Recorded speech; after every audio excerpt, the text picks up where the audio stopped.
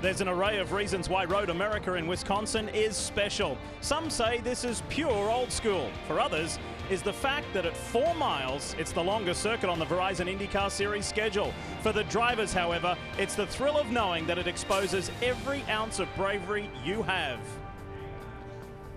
There are those who have raced here before and know what a monster this place can be. Then there are the newcomers who have only seen it on TV and have heard of the legend of Road America.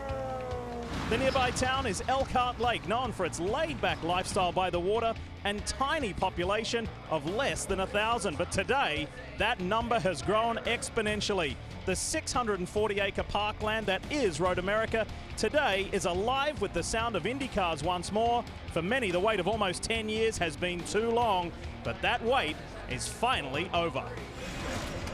Welcome to IndyCar Live, presented by Verizon. Hi folks, Lee Diffie with you here trackside at Road America, where there are tens of thousands who are beyond excited that top-tier American open-wheel racing has finally returned to this beloved racing venue. And it comes here at an important time in the championship. 8 rounds down and 8 to go in the race for the 2016 title. Now this is not only a favorite for the drivers, but the fans as well, because they get the big event feel with a campground style and very casual atmosphere. However, for those guys and gals in the cockpit, well, this place perhaps challenges them like no other racetrack in North America and perhaps the world. Turn 1, you approach at over 180 miles per hour. Turn 5, that big plunge downhill, you'll see plenty of overtaking on this turn today. The famous carousel. Can you take that flat out and set yourself up for a magical lap and perhaps even a victory? Canada Corner, do you remember this one? It's undone even the best of IndyCar drivers over the years and more than likely will again today. And turn 14, well, you've got to get through that one cleanly for that run uphill and complete that lap the best possible way you can. So the Verizon IndyCar Series arrives at the legendary Road America 2 weeks after plenty of frustration thanks to the weather at Texas Motor Speedway. Now with that rain out, I can tell you that the event will continue later in August, the 27th to be precise, and will continue from lap 72 onwards. How about this? Do you remember this frightening crash involving Connor Daly, Josef Newgarden? Speculation on whether Joe New would be here. He is, despite having a broken right collarbone and fractured hand. He was in qualifying yesterday and experienced this nervous moment, thankfully escaped unscathed. And speaking of qualifying, the man who won on the streets of Detroit is carrying that momentum through. Will Power wins the Verizon P1 award. But perhaps bigger than that is the story of Josef Newgarden and his gritty determination. With more on that, here's Marty Snyder. Well, Lee, let's check in with him and just get a health update. How is the hand and the shoulder, and how's everything going? It's going good. You know, I feel terrible. I've been taking up all this airtime for these injuries. You know, I've been more worried about the race this weekend, you know, the event we're having here in Road America and our race car with the direct supply number 21. I feel good. I'm excited for this race. I've been able to get to this point, so I'm not going to give up. You know, I'll go as hard as I can in the race, and I think I'll be all right. But our priority is to get the car up front. I felt terrible yesterday making a silly mistake and, you know, putting us in a bad spot for the start today. I think we've got a fast car, and we just got a little bit more work now coming from the back. Sort of the theme of the weekend has been that the shoulder, the broken right collarbone, has been fine. It's been the hand that's been bothering you. We can see why the shoulder is fine. You have 13 screws in that shoulder, so that's holding up pretty well. You were kind enough to share that x-ray with us, but what have you done to help the hand out a little bit? Well, you know, the hand's really just braced as best as it can be. That's what's been giving me more grief. I think Dr. Shai did a great job on the clavicle. It's really braced well, feels good in the car. I just got to get my hand working a little bit better. So it's just a constant cycle right now. I think it needs more rest, but I've been trying to, you know, put every magic potion I can on it to give it some strength. Was there any thought to giving up the seat this weekend at all?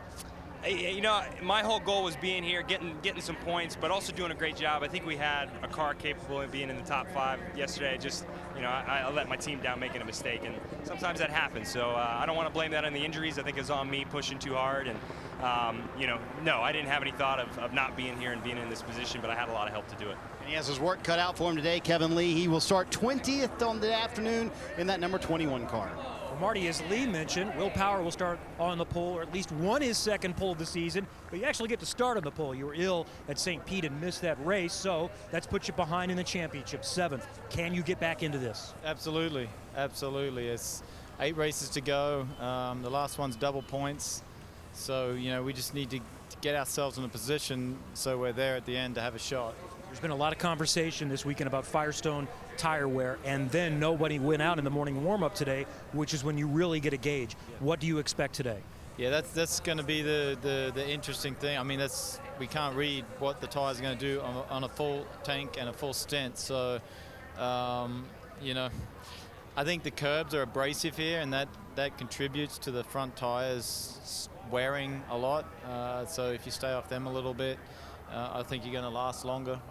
Will Power looking for win number 2 of the season, on the pole for the 44th time. Now over to Katie Hargett. Kevin, Scott Dixon is fresh off a podium at Le Mans, went straight to a test at Watkins Glen, then straight here. Scott, how do you put that hectic week out of your head and go racing today? Just excited, you know. I think everybody's so pumped about being back here at Road America. The track's fantastic, but the crowd has been phenomenal, you know, sort of hanging out in the you know, area where everybody's camping and all that. It's just so cool to see everybody really embrace returning back here with IndyCar. Yesterday on track, you know, the Clorox car's been faster weekend, but made a couple of mistakes in qualifying, which I think definitely cost us the pole there. So still starting front row. I think we have a great car, and hopefully we'll be celebrating later today on another podium. And you're starting outside of Simon Pagenaud, who you currently trail in the series points. How important is it to keep him behind you today? It's always important. You know, I think for us, most importantly, is to try and gain points on the 22, and not just us. You know, I think there's about 4 or 5 others that are clumped pretty close together that definitely need to make an impact, you know, to make this championship somewhat exciting. Because right now, you know, if we come down with 3 races to go, it's not going to be much of a championship. But, you know, credit to Pagenaud and everybody, Team Penske, they've been doing a hell of a job. And you know, hopefully today, all of us at Ganassi can step it up and get some good points. And he trails Simon Pagenaud by 80 points. And the second half of the season, Katie, as you well know, is where Scott Dixon is the best. There's the man he's chasing, Simon Pagenaud. We'll talk to the fast Frenchman when we come back to Road America. You're watching IndyCar Live, brought to you by Verizon. Go inside IndyCar all season. Download IndyCar Mobile only from Verizon.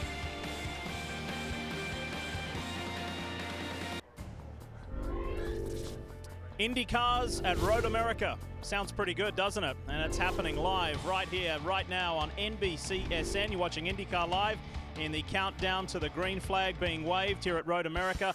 A track that can be compared to some of the best in Europe, some of the best around the world, and it is the longest on the Verizon IndyCar Series schedule. Nürburgring at 3.2, Watkins Glen in upstate New York at 3.4. We're just giving you tracks in that kind of longer genre, home to the Italian Formula One Grand Prix, Monza, of course, and then here we are, Road America, just a shave over that 4 miles, which really hands a big task to the drivers and teams alike. Spa, which this place has been compared to a lot by many drivers who come from UK and Europe, and where some of the Verizon IndyCar Series drivers were last week, and Le Mans at Circuit de la Sarthe, it's a little under half that distance. You want to know why the drivers feel that this place challenges them like no other? Take a look at this. Over the years, there have been some big ones.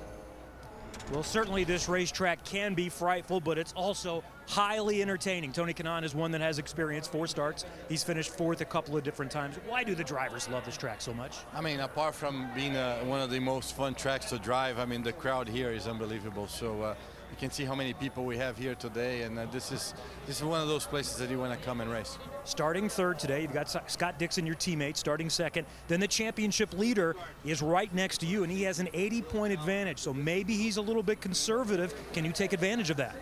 For sure. I think, you know, he's racing for points like we are, but, you know, he has a pretty good lead right now, and we will be aggressive. And me and Scott are going to try to team up and go to the front. Right now, it's, you know, the championship, it's still wide open, so it's about the most points you can get is by winning a race, and that's what we're going to try to do. Yeah, the Ganassi cars are good. Tony Kanaan, we saw Scott Dixon too. Katie? And Elio Castroneves is still searching for his first win of 2016. Elio, how do you break that streak today? Well, today definitely nobody had a warm-up, so I feel that we take a little chance in the package that we're running.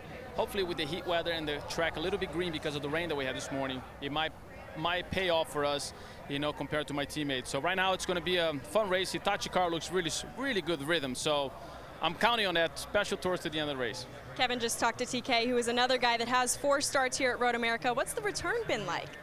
Well, I guess, you know, this place is awesome, first of all. It's great to have the fans, and you can see all over the place. And I'm really excited to be back. We're really excited to be back, and I think this place, it brings good memories. So can't wait to go back out there and make an even better memory. All right, and he has to get to driver intros and Marty Snider's with his teammate Simon Pagenaud. That would be the championship leader who will start 4th this afternoon. And you told me you haven't been as dominant this weekend as you've been earlier this year on the road and street courses. Why?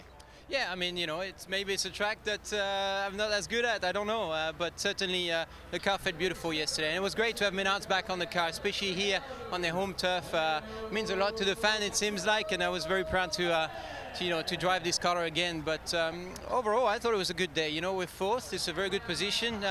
We didn't play the game, the good game in the qualifying to keep new tires for the end, but 4th is good, and I think, you know, today is going to be all about tires, how you manage your tires and be fast at the same time. 80-point lead in the championship standings. We just, you know, cross over to the second half of the season today. Is it too early to start talking about conserving points? Yeah, it is early, way too early. You saw it last year, so, you know, the last race is 100 points. It's a decider. So we just have to keep doing what we do, not really focus on anything else. I think if we keep doing what we do, we don't have to worry about it too much, just do our job. And then if we do our job, I think we'll be good. As we mentioned earlier, Scott Dixon starts right in front of him this afternoon. It's going to be fun to watch Dixon and Pagenaud duke it out all the way to Sonoma, Lee. And Marty Simon Pagenaud is very proud of his 80-point, yes, 80, it's a whopping lead over Scott Dixon. But from 2nd all the way back to 14th is blanketed by just 67. However, keep this in mind, in the history of IndyCar, with 8 races left in a season, no driver has ever overcome an 80-point deficit to win the title. Sebastian Bourdais, he's going to be our man to look for, to download the IndyCar mobile to access exclusive live in-car cameras, hear driver and pit crew chatter, and a whole lot more, only from Verizon. We'll look for Seabass today, fresh from his win in Le Mans. So much to see, so much to do here in Elkhart Lake, Wisconsin at the Road America venue. And when we come back, we'll hear from the man who's been sampling some of these, Wisconsin's own brats. That's Robin Miller on the grid. Back in a moment.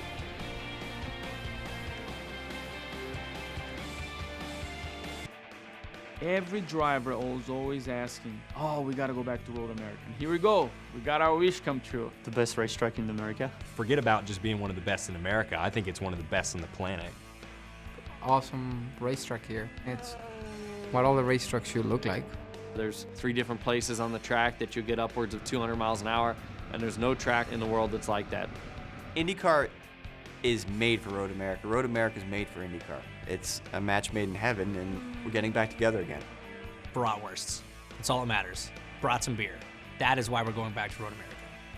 I mean, there also happens to be like a pretty racetrack there, but I'm less concerned with that. More because different corners have different stands that sell different kinds of brats, so you really have to go around the whole track.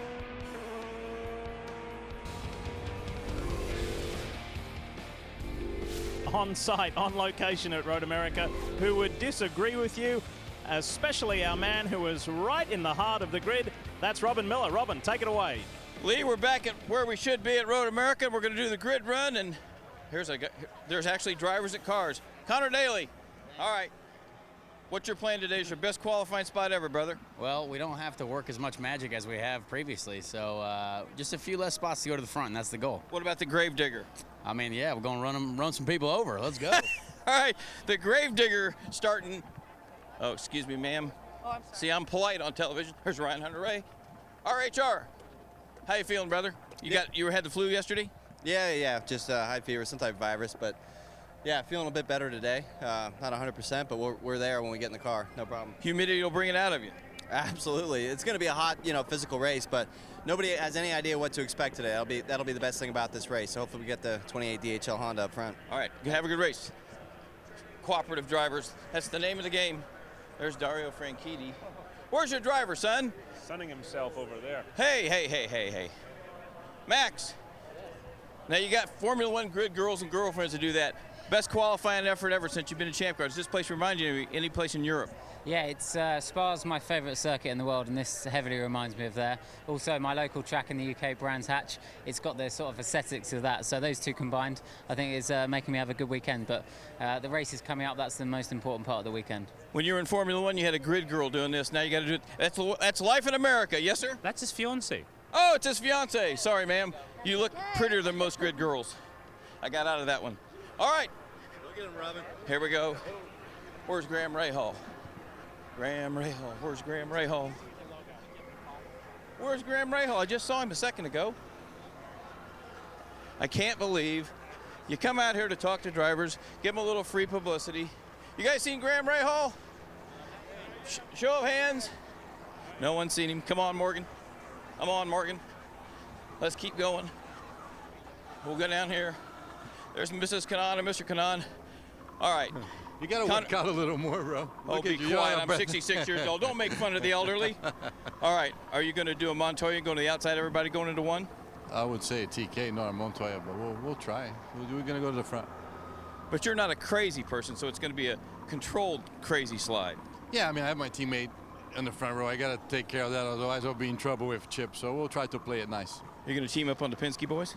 We have to. That's the plan. All right, good luck, TA. I'm going to look one more time. We got one more time. I'm going to get Graham Rahal. They're all pointing. Where is he? Where is he? Oh, there he is. My eyes are going bad. Young Rahal, what happened a year ago? I think I won Fontana, right? And one of the most exciting races ever. You got anything for these guys? Yeah, I mean, I think we do. Without warm-up, it's tough to tell because nobody really knows exactly where we stand on brake. You know, if the brakes will live or the tires or any of that. But this is going to be, I think everything's going to fall off today. It's getting hot now, so, you know, hopefully we can out-muscle these guys. Brakes or tires? Toughest thing? I think tires going to go more, but brakes get a lot of use here. So you'll see a lot of brake dust. I think it's going to wear these things out pretty good. All right. Thanks for the 3 minutes. The grid run returns. I don't need an oxygen mask, Lee. This is really good. Yeah, take a drink, Robin. Well done. Well done. You know, this is not a recent love affair with this place. It's been going on for a long time. In 1950, local Cliff Tufty had the idea of racing around the streets of this beautiful lakeside town, and his vision and passion and creation is respected around town to this very day. This track, though, was built in the mid-1950s, and there's a famous local, NBC Sports own David Hobbs, who calls this his summer home, and it's a place very near and dear to his heart, as Hobbo tells us. Well, I'm sitting in a 100-year-old bar, the Cocktail Bar at Seepkins Resort, one of the most popular racing resorts in the world. Cliff Tufty, who had 500 acres, which he was about to dig up until it's a gravel trap, decided to build a racetrack there, and what a success it's been. And this year, with the IndyCars coming back first time since 2007, it's going to be a barn burner, huge crowd, and Seepkins is one of those places where a lot of those drivers and teams, mechanics, are all going to be. As you can see from the photographs around here and the stickers, the signs, the flags, this has been an incredibly popular hangout for racing drivers and racing teams for the last 60 years. Practically every driver you can think of has been through these doors. One year in the mid-1970s, the David Hobbs team was sitting on one side of the dining room and the Brian Redmond team was sitting on the other side of the dining room. Now, Brian Redmond had been particularly unpleasant to me some months before at Mid-Ohio, so I snuck around the back and stuck a pie in his face. And that started a food fight to end all food fights. And the owner, Pam and Doug Leake, would rush up and down to the kitchen to get more foam cream that we could spray around her bar, which of course she and her minions had to clean up the next day. A lot of interesting things have happened in this bar. As I said before, pictures of just about every driver you can imagine in this bar, including Paul Tracy. Unfortunately, the glass is cracked on here, and I just can't imagine how that would happen. Well, we'll give Paul Tracy the right of reply on that one, David, when he comes back and is joined by the man who won in Le Mans last weekend, Townsend Bell, when IndyCar Live continues.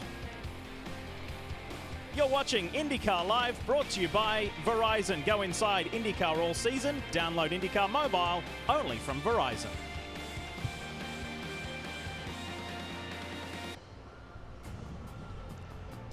Getting close now to things moving at a faster pace than that, and the green flag being waved here at Road America. Before we see that green flag, time for the pre-race ceremonies. Here we go. Road America race fans, at this time we ask that you please rise and remove your hats as the Wisconsin National Guard Recruiting and Retention Battalion presents our nation's colors. Please remain standing as IndyCar Ministries' David Storvik offers this afternoon's invocation. Will you pray with me, please? Dear Heavenly Father, we thank you for this historic facility and the great people of Wisconsin that make this event possible. We thank you for all of our armed forces that keep this great country free. God, we ask that you protect all of our drivers, crews, support staff, and fans during today's race. Help us as we run with perseverance the race of life marked out for us. Fixing our eyes on Jesus, the author and perfecter of our faith, we are eternally grateful for the sacrifice that he made for us on that cross. We pray all of this in his mighty and precious name. Amen. And now, race fans, please join Christy Saudig for the singing of our national anthem.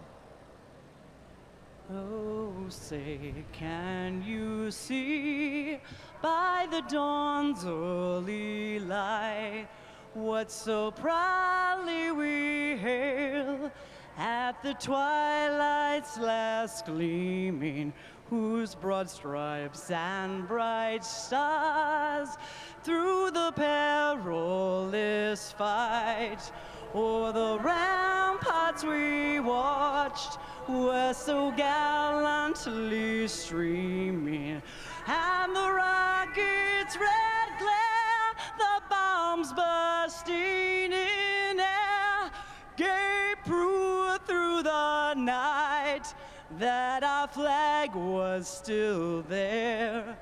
Oh, say does that star-spangled banner yet wave o'er the land of the free and the home of the brave? How about it, race fans? One more.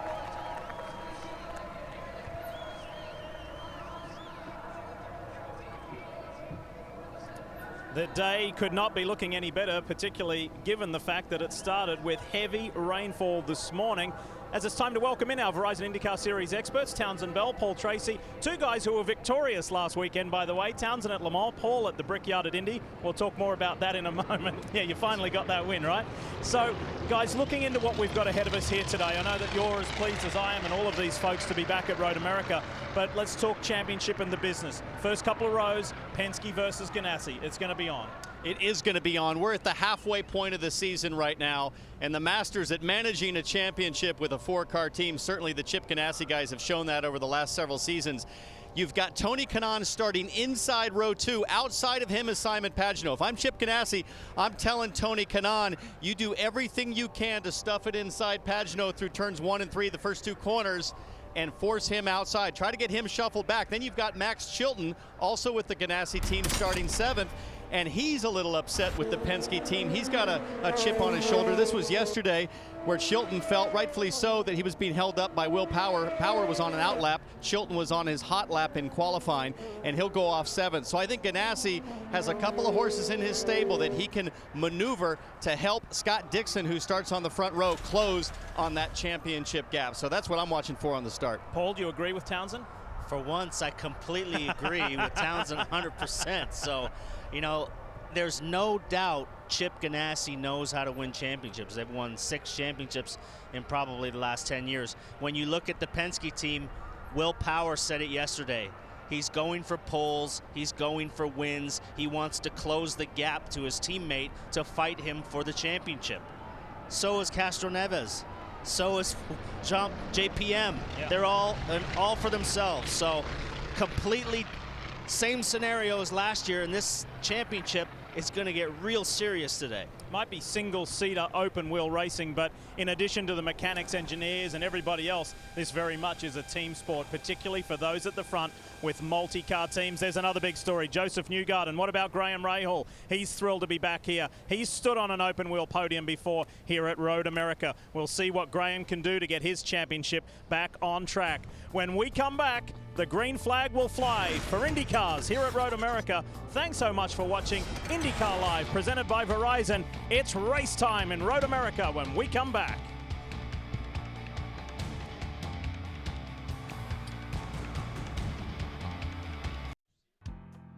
When it comes to classic US road courses, Road America is at the top of the list. This 4-mile ribbon of asphalt gives drivers the chance to showcase their amazing ability in an open wheel car. With 700 horsepower and speeds reaching 200 miles per hour, get a corner wrong and it can be very wrong. But finding the limit will unlock a drive to victory lane, joining legends that have made history here before. Today, Simon Pagenaud is set to continue his historic run for the IndyCar Championship, having won the 2 previous road course races in 2016. And chasing hard in second is Scott Dixon, the man whose mid-season runs can turn wins into championships.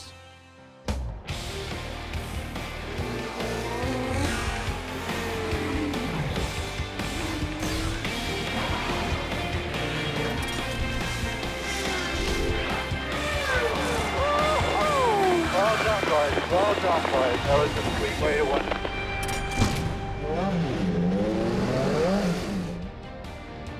For the first time since 2007, top-tier American open wheel racing returns to the legendary Road America as we welcome you to NBCSN's coverage of the Kohler Grand Prix from Elkhart Lake, Wisconsin. It is round 9 of the 2016 Verizon IndyCar Series, and look at the crowd.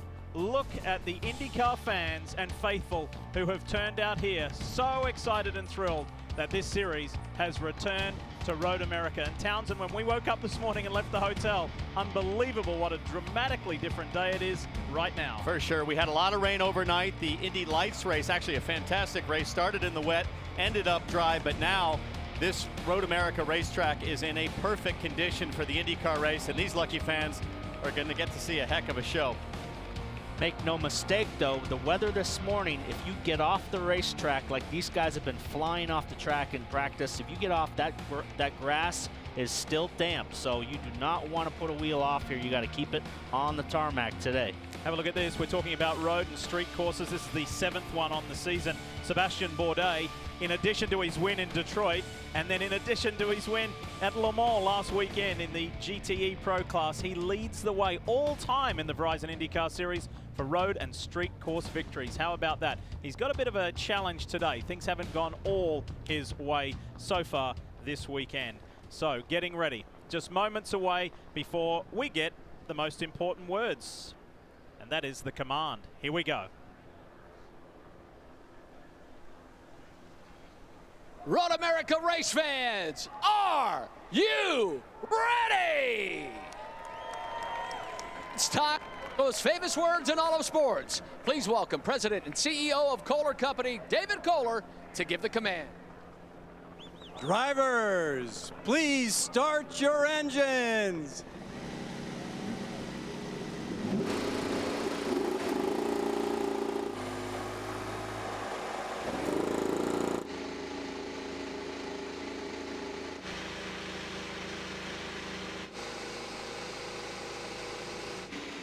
Everybody getting those last fist pumps and high fives of encouragement ready to go. This is a super moment before the start of every Verizon IndyCar Series event, ready to roll. And what everybody's been talking about are IndyCars back on this incredible circuit. Townsend, Paul, take us round. Such a terrific place to race, not only in IndyCar, but all types of cars. It's long, it has fast straightaways with heavy brake zones, like down here at turn 5, a great passing zone. And then you go up the hill to turn 6, back down the hill in the hurry downs, they call it, through the carousel, the flat out kink up to 185 miles an hour. Canada corner, another good passing zone. Then you come through 14, go back uphill to complete a lap here at Road America. The drivers love it, the fans love it. It's a great spot for racing.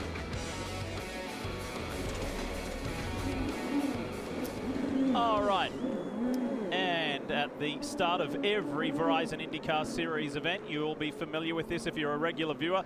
Don't miss a chance to get in on Honda's fastest seat in sports sweepstakes. Enter at racewithhonda.com. And today's lucky winner is Edward Bailey from Muskegon, Michigan.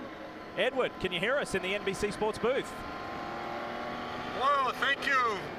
It's been great. I'd like to thank Honda, and what a great race. Well, we couldn't agree with you more, and as he gets a first-class view of this huge crowd here at Road America, by logging on to racewithhonda.com, Edward won this opportunity to start today's race with not only an Indy 500 and motorsport legend around the globe, but a three-time winner here at Road America. That is the Mario Andretti. Fantastic. Well done, Edward, and enjoy the ride. All right, guys, time to take a look at how they will line up at the Mother's Polish starting grid for the 44th time in his career. Willie P, Will Power, is on the pole. And he did so by saving a set of brand new Firestone Reds for that final Fast 6 qualifying. And Scott Dixon, who's looking to make up an 80-point deficit to Pagano, will start outside row 1. See the veteran Tony Kanaan. It's his job today to keep Pagano behind him, help his teammate. This is going to be the fireworks of the first lap. I have to say, yesterday's qualifying was thrilling, and Graham Rahal wasn't looking good towards the top 12, and there were some gambles that had to be made. His engineer Eddie Jones and team did it and got him through to the Firestone Fast 6 starts alongside Helio Castro-Neves. And then you see Max Chilton with a great starting position, but he was disappointed. He thought he should make it into that Fast 6 on the back of the issues he had with Will Power that we showed earlier. Hunter Ray starting outside row 4. Connor Daly, great effort yesterday. It's his first time inside the top 10. Great effort by the Dale Coyne team. Carlos Munoz had an engine failure, lost some practice. He's been quick, but lost a lot of time on track. Fourth car in the Ganassi stable, Charlie Kimball, ready to roll from the 6th row alongside one of the more recent winners, Sebastian Bourdais. Has never finished off the podium here in 4 starts at Road America. Can he keep that trend going? Going back to row 7, you certainly have to note Montoya having a bit of a slump the last few races, had the issues at Texas and Indianapolis, but Mikhail Aloshin starting inside row 7 next to him. There could be some fireworks between those two as they look to advance. And again, Rossi, he felt he got held up in qualifying by James Hinchcliffe, should have qualified better. Sato, again, not a great qualifying for him, but he'll definitely move forward in the race. A couple of the younger guys in the Verizon IndyCar Series, Spencer Pigot, the rookie, Jack Hawksworth, who's had a good weekend, Gabby Chavez, Josef Newgarden, one of the big stories, driving injured. How can he go? Marco Andretti said they just missed it in qualifying yesterday, frustrated, and James Hinchcliffe, who was docked his 2 fastest laps yesterday for interference in qualifying. He was furious. Starts 22nd, gives us this onboard view thanks to Lucas Oil aboard the 5 Arrow Electronics car 1. Pablo Montoya starts 14th with thanks to Verizon. We'll have this view among many aboard JPM's car. Then we switch back to the man who starts in 13th, Mikhail Aloshin. He hasn't tested here and is already very impressed with this track. He loves it. The Gale on board with Graham Rahal will show us this view. He's been on the podium the last time he was here in a champ car. What can he do this time out in an Indy car? We will see. And Tony Kanaan, with thanks to NTT Data, gives us this view. He told Robin Miller earlier in the show he's going on the attack. That's what he has to do. And aboard the number 11, Sebastian Bourdais, KVSH machine.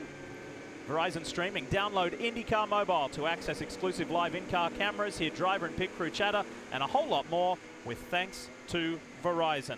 So there you have it. Need to know everything to get you set up for this 50-lap race. Let's head down to pit lane. We start with Marty.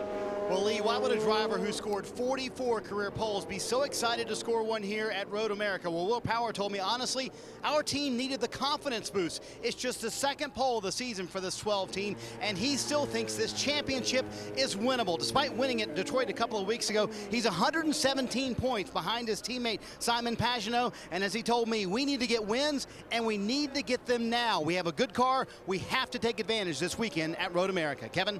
Marty, Graham Rahal is only 12th in the championship, but he also believes he can fight back in it. Keep in mind, it's so tight there, he's only 17 points out of the 5th position. He has experience here. He finished on the podium in the last Champ Car race as an 18-year-old in 2007. Likes his car. He thinks they can fight for a win from 6th today, Katie. Kevin, Connor Daly is making his season best start today from 9th. Thanks to an alternate strategy, something that this guy, Dale Coyne, is known for. But Connor Daly says it's no fluke. He deserves to be up towards the top of the grid. Alternate race strategy is going to be tough today, so Connor will have to stay up front based on solely speed. Robin? James Hinchcliffe's made a great comeback this year from his near-fatal injuries at Indianapolis last year. He was on the pole for the Indy 500. He finished 3rd in the Grand Prix of Indianapolis, but it's been a struggle the rest of the time. Today, he's going to start last. He had some issues yesterday. Electronically, he couldn't tell when he should shift, so he was just guessing. Had a miserable day yesterday. He starts last. When we go back to Texas on August 27th, he'll be the leader when we restart the race. But as Juan Montoya said before the race in Barber, I can't finish any worse than I start, and Hinchcliffe's going to be charging from the green flag, boys. Robin, thank you. And as you well know, 2 types of tyres in the Verizon IndyCar Series provided by Firestone. And the red alternate, the softer compound tyres, and the black primary. There's only 3 drivers starting on those black primaries, PT. Montoya, Hinchcliffe, and Oloshin. There's a little bit of an exploration here because nobody really knows how far those red tyres can go. Yeah, definitely. And saving fuel on these pace laps is going to be critical. Tire wear, saving fuel, how much fuel the push to pass uses. They got to try to get to lap 13. This is going to be a long race, and we're getting ready to go green here. Guys are lining up. The last 2 champions in the Verizon IndyCar Series start on the front row with the series returning to Road America. We couldn't ask for it to be any better, any bigger. We've got a grandstand start. Will we get a grandstand finish? They pack up nice and tight. Power's looking for where Dixon is.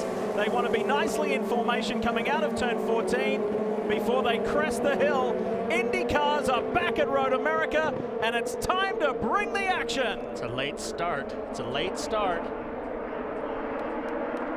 Dixon tucks in behind. Will Power now drops out. Look at them weaving and diving and ducking.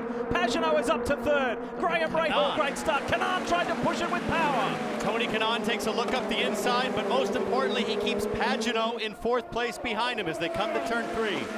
Inside, Carlos Munoz in that red and white car. Dives to the inside of Ryan Hunter-Ray, pushing him a little wide. Max Chilton's in the mix. Daly gets out wide. Oh, Connor Daly had a good run going up the outside, but a big bobble as he hit that divot. Now he's under pressure from Bourdais. Wide on the back straightaway. Montoya up against the grass. This is going to be sketchy. Wow.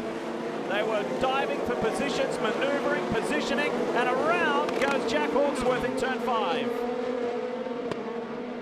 I think we saw an escape just there. If that was the worst that happened from that skirmish, that's not too bad. It looked like we're through the trouble zone now. Everybody will be able to spread out here.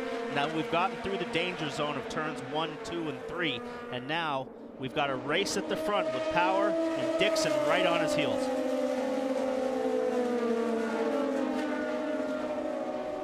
Through the kick for the first time.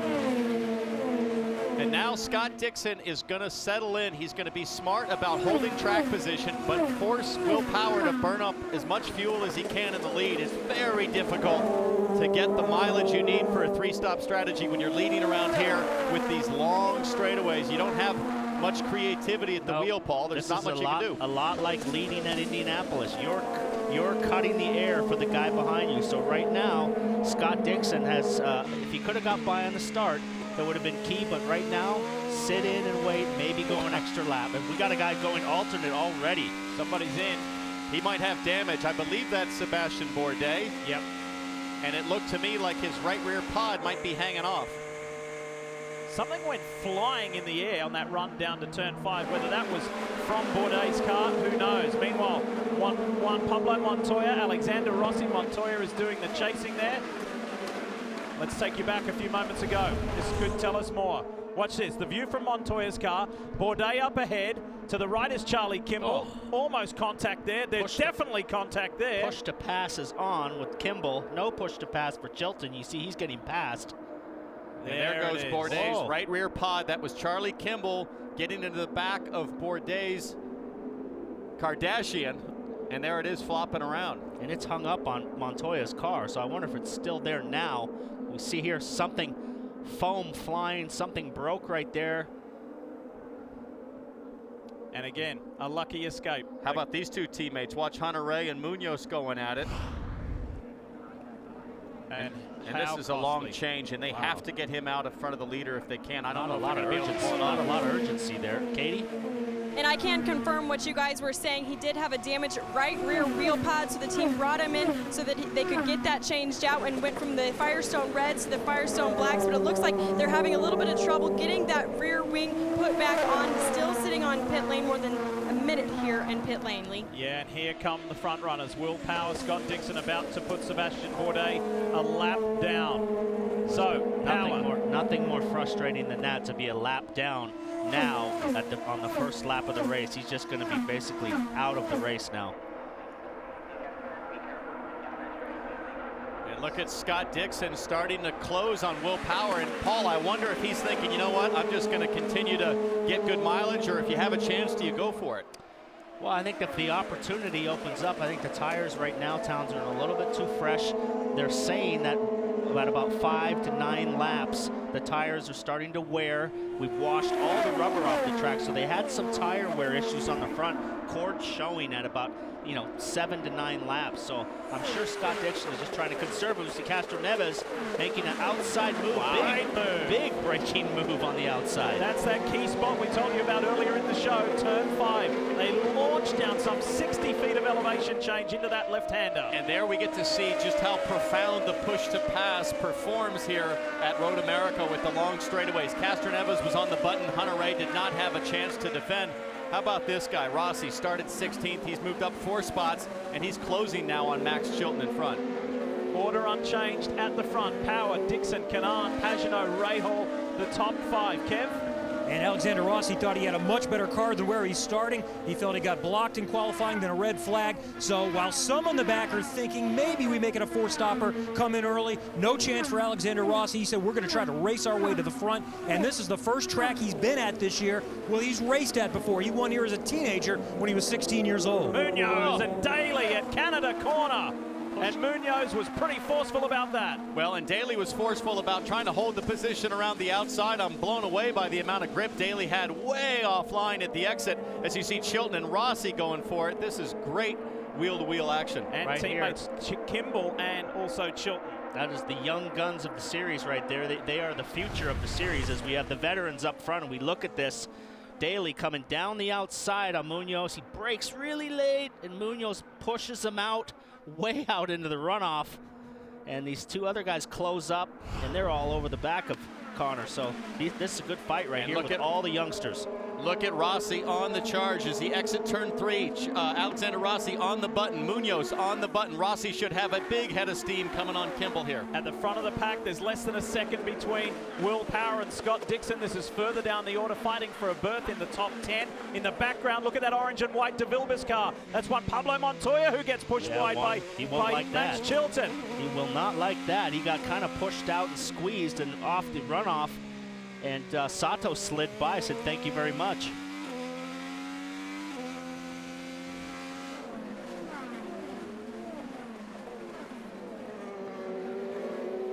Well, just updating you that Bourdais has rejoined the racetrack. I was just going to say, it doesn't matter if you're the winner of the Monaco Grand Prix, the Indy 500, you try to go outside on anybody in this series, they're not going to leave you an inch.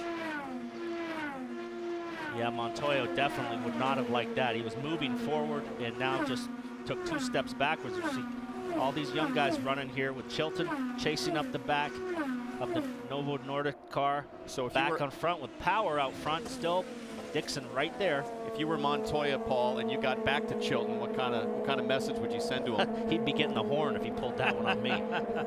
And you have to think about the frustration that Max Chilton must have now running in 12th. He thought he should have had a berth in the top 6, the Firestone Fast 6. That aside, it's Will Power leading, and we've already seen action here at Canada Corner.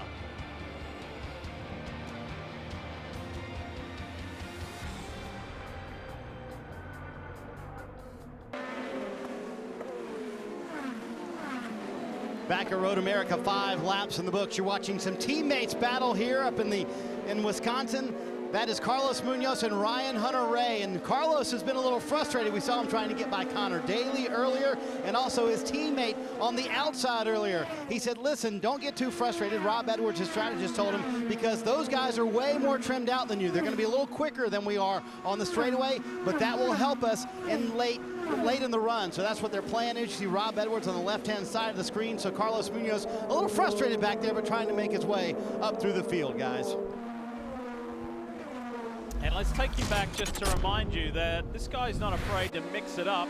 He frustrated James Hinchcliffe immensely on the streets of Detroit, and he goes for it, PT. If he sees somewhere where he wants to be, look at the start of this race. And there's Munoz in the middle there. A little hard to circle him, but he's swerving all over the place, left and right, the bob and weave, and that'll draw the ire of his fellow competitors. And Paul, it's just too tight a quarters to be like that on the start. Looks good to me. I like it. Oh, what's Dixon's, going on with Dixon? Dixon's got a puncture. Dixon's got a problem. He's got a puncture, I think. Look at the yellow car, ailing. This is disastrous. He's got to go the whole way around the track. This tire, by the time... I think we're on fire. Copy that, Scott. Engine fire. Oh, disaster for Scott Dixon. This is devastating. The man second in the championship. Get to turn 5 to the station down there. That's probably good. The reigning series champion trying to hunt down points leader Simon Pagenaud while dueling for the lead of this race.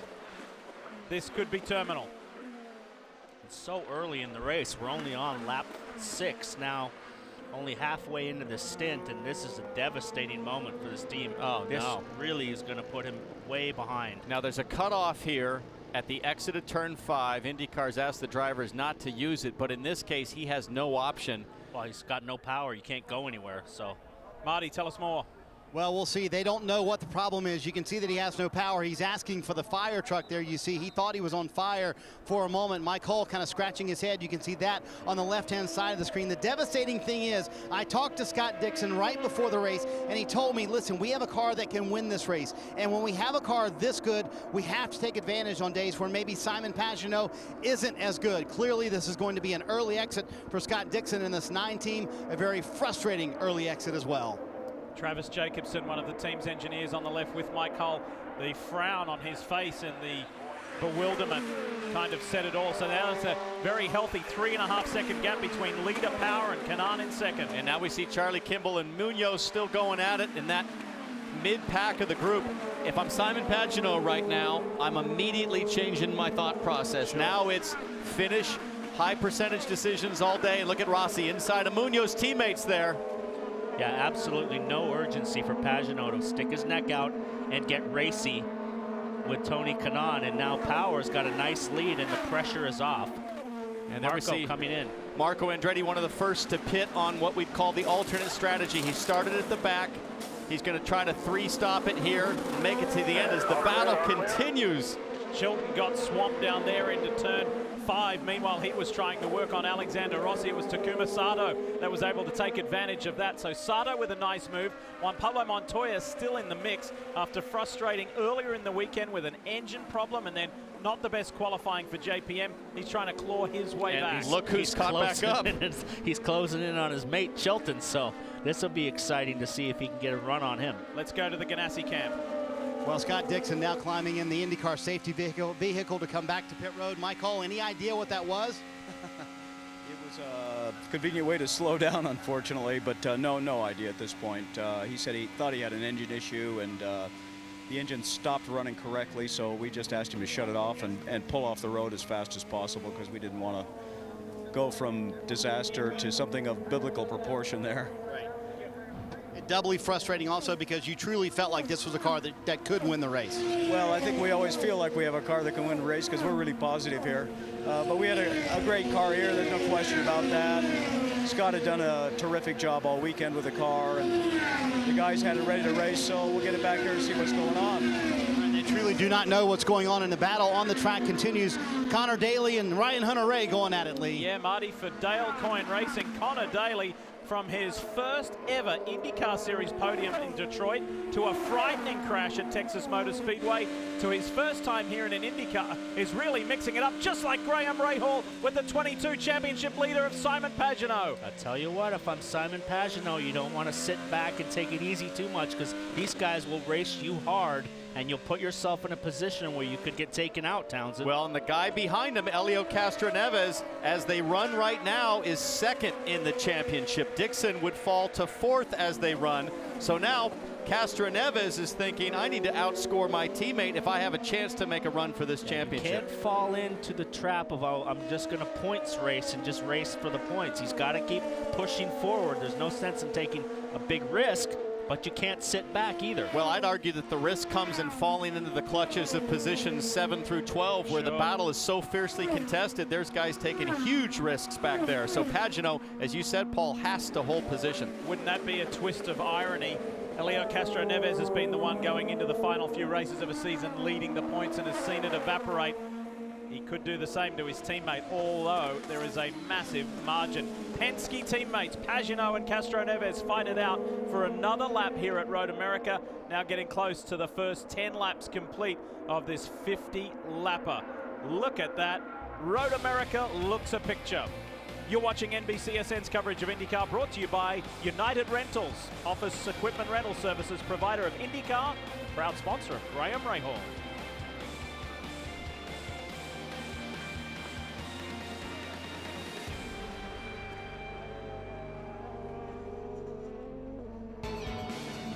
Hey, there's been plenty going on off the track here as well. We put our Katie Hargett into the harness to take a ride on the zip line across the midfield section of the Road America circuit.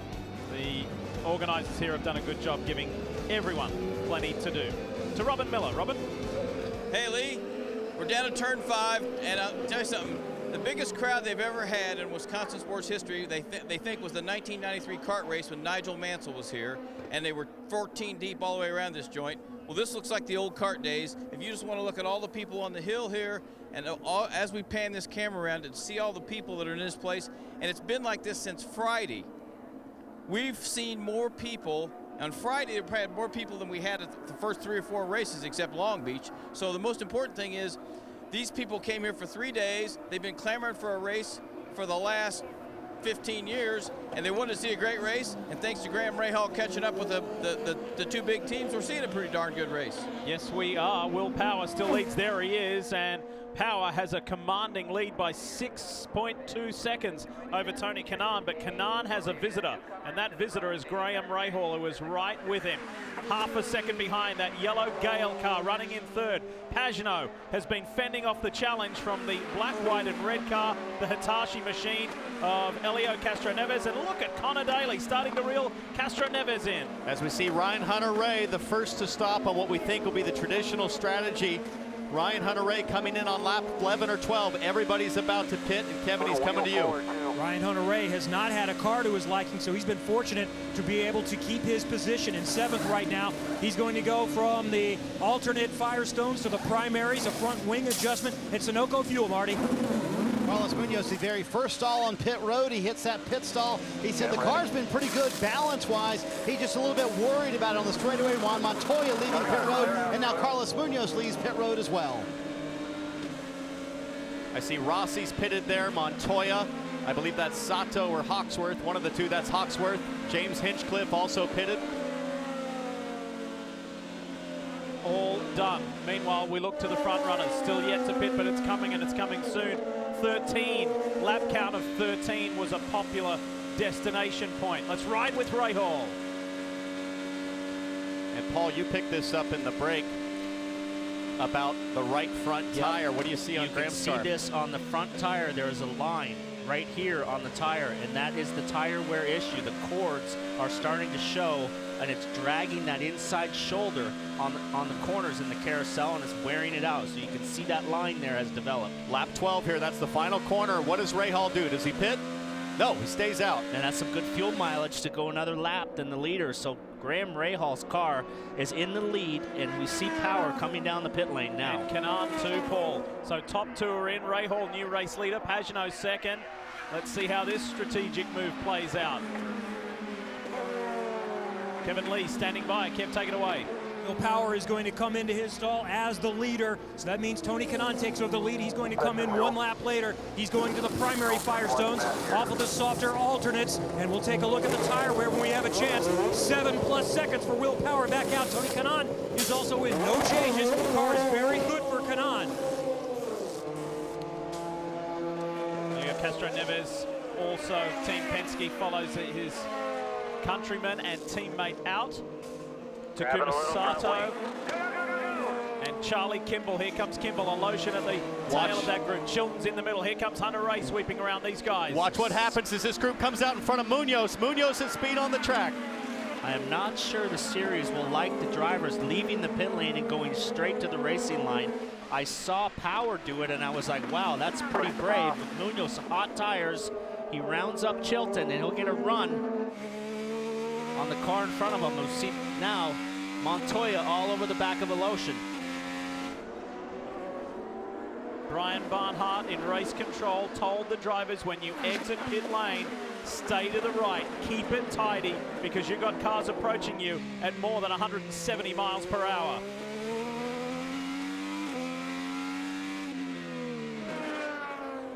Montoya working Michaela Lotion heavily.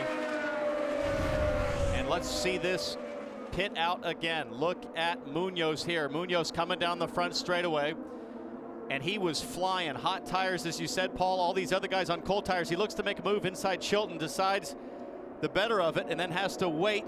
And look at Chilton start to defend going to 3. Graham Rahal, your leader, down on pit lane.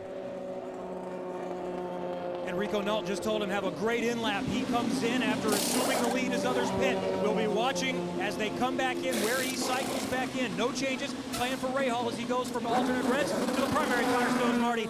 Championship leader Simon Pagenaud comes in running second. They're going to put on sticker primary tires for Pagenaud. Waiting on the fuel a little bit. At 7.9 on the stop. We'll see where everybody cycles out. But these drivers were screaming for new tires at the end of that run, as you might imagine. And note this for later. These drivers were able to make it last 14 laps. That'll help the final stints as well as we cycle out here. And that strategy of staying out an extra lap really served the Rahal team well.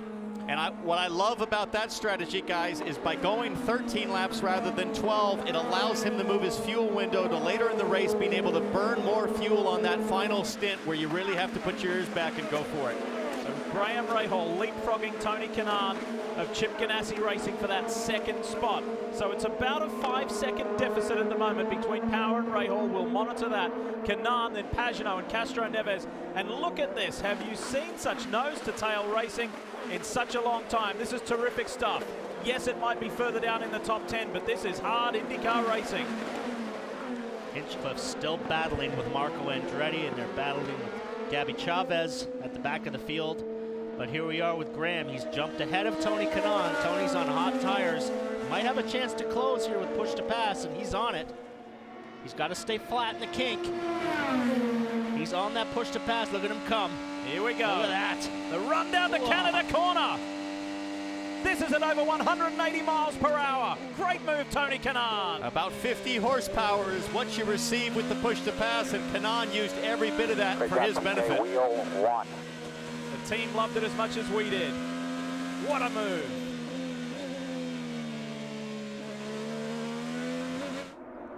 Montoya has been working harder than he would like to. He's been in the thick of it all day. He's a little further down too in 13th. Maybe make that 12th now. And look who's all over the back of Juan Montoya, Josef Newgarden, who rides right in front of Michaela Lotion as we watch on board. Newgarden with a broken collarbone, broken hand, gritting it out right in front of a Lotion here. Heck of a drive from the back of the field. And look at a Lotion. He might be on the button. He's got him run. He's protecting both on push to pass. Wow, nicely done. Strong move by Lotion.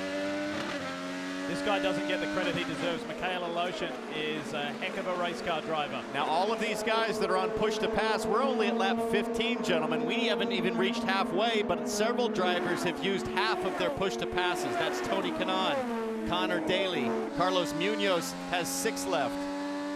Look at this, James Hinchcliffe and his old teammate Marco Andretti. Now they're not fighting for the glamour positions. This is down in 19th and 20th. Turn 5. He was so frustrated yesterday. He had a problem with his steering wheel. He couldn't shift the car, had to go to the back of the field.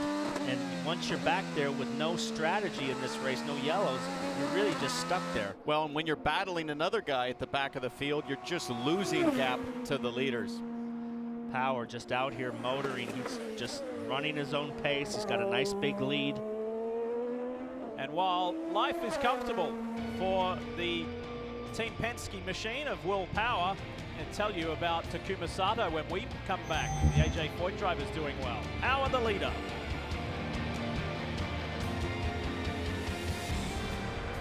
And we're glad you're here with us from Road America, Elkhart Lake, Wisconsin, for the Kohler Grand Prix. The 41-year-old veteran Tony Kanaan, 19 years in open wheel racing.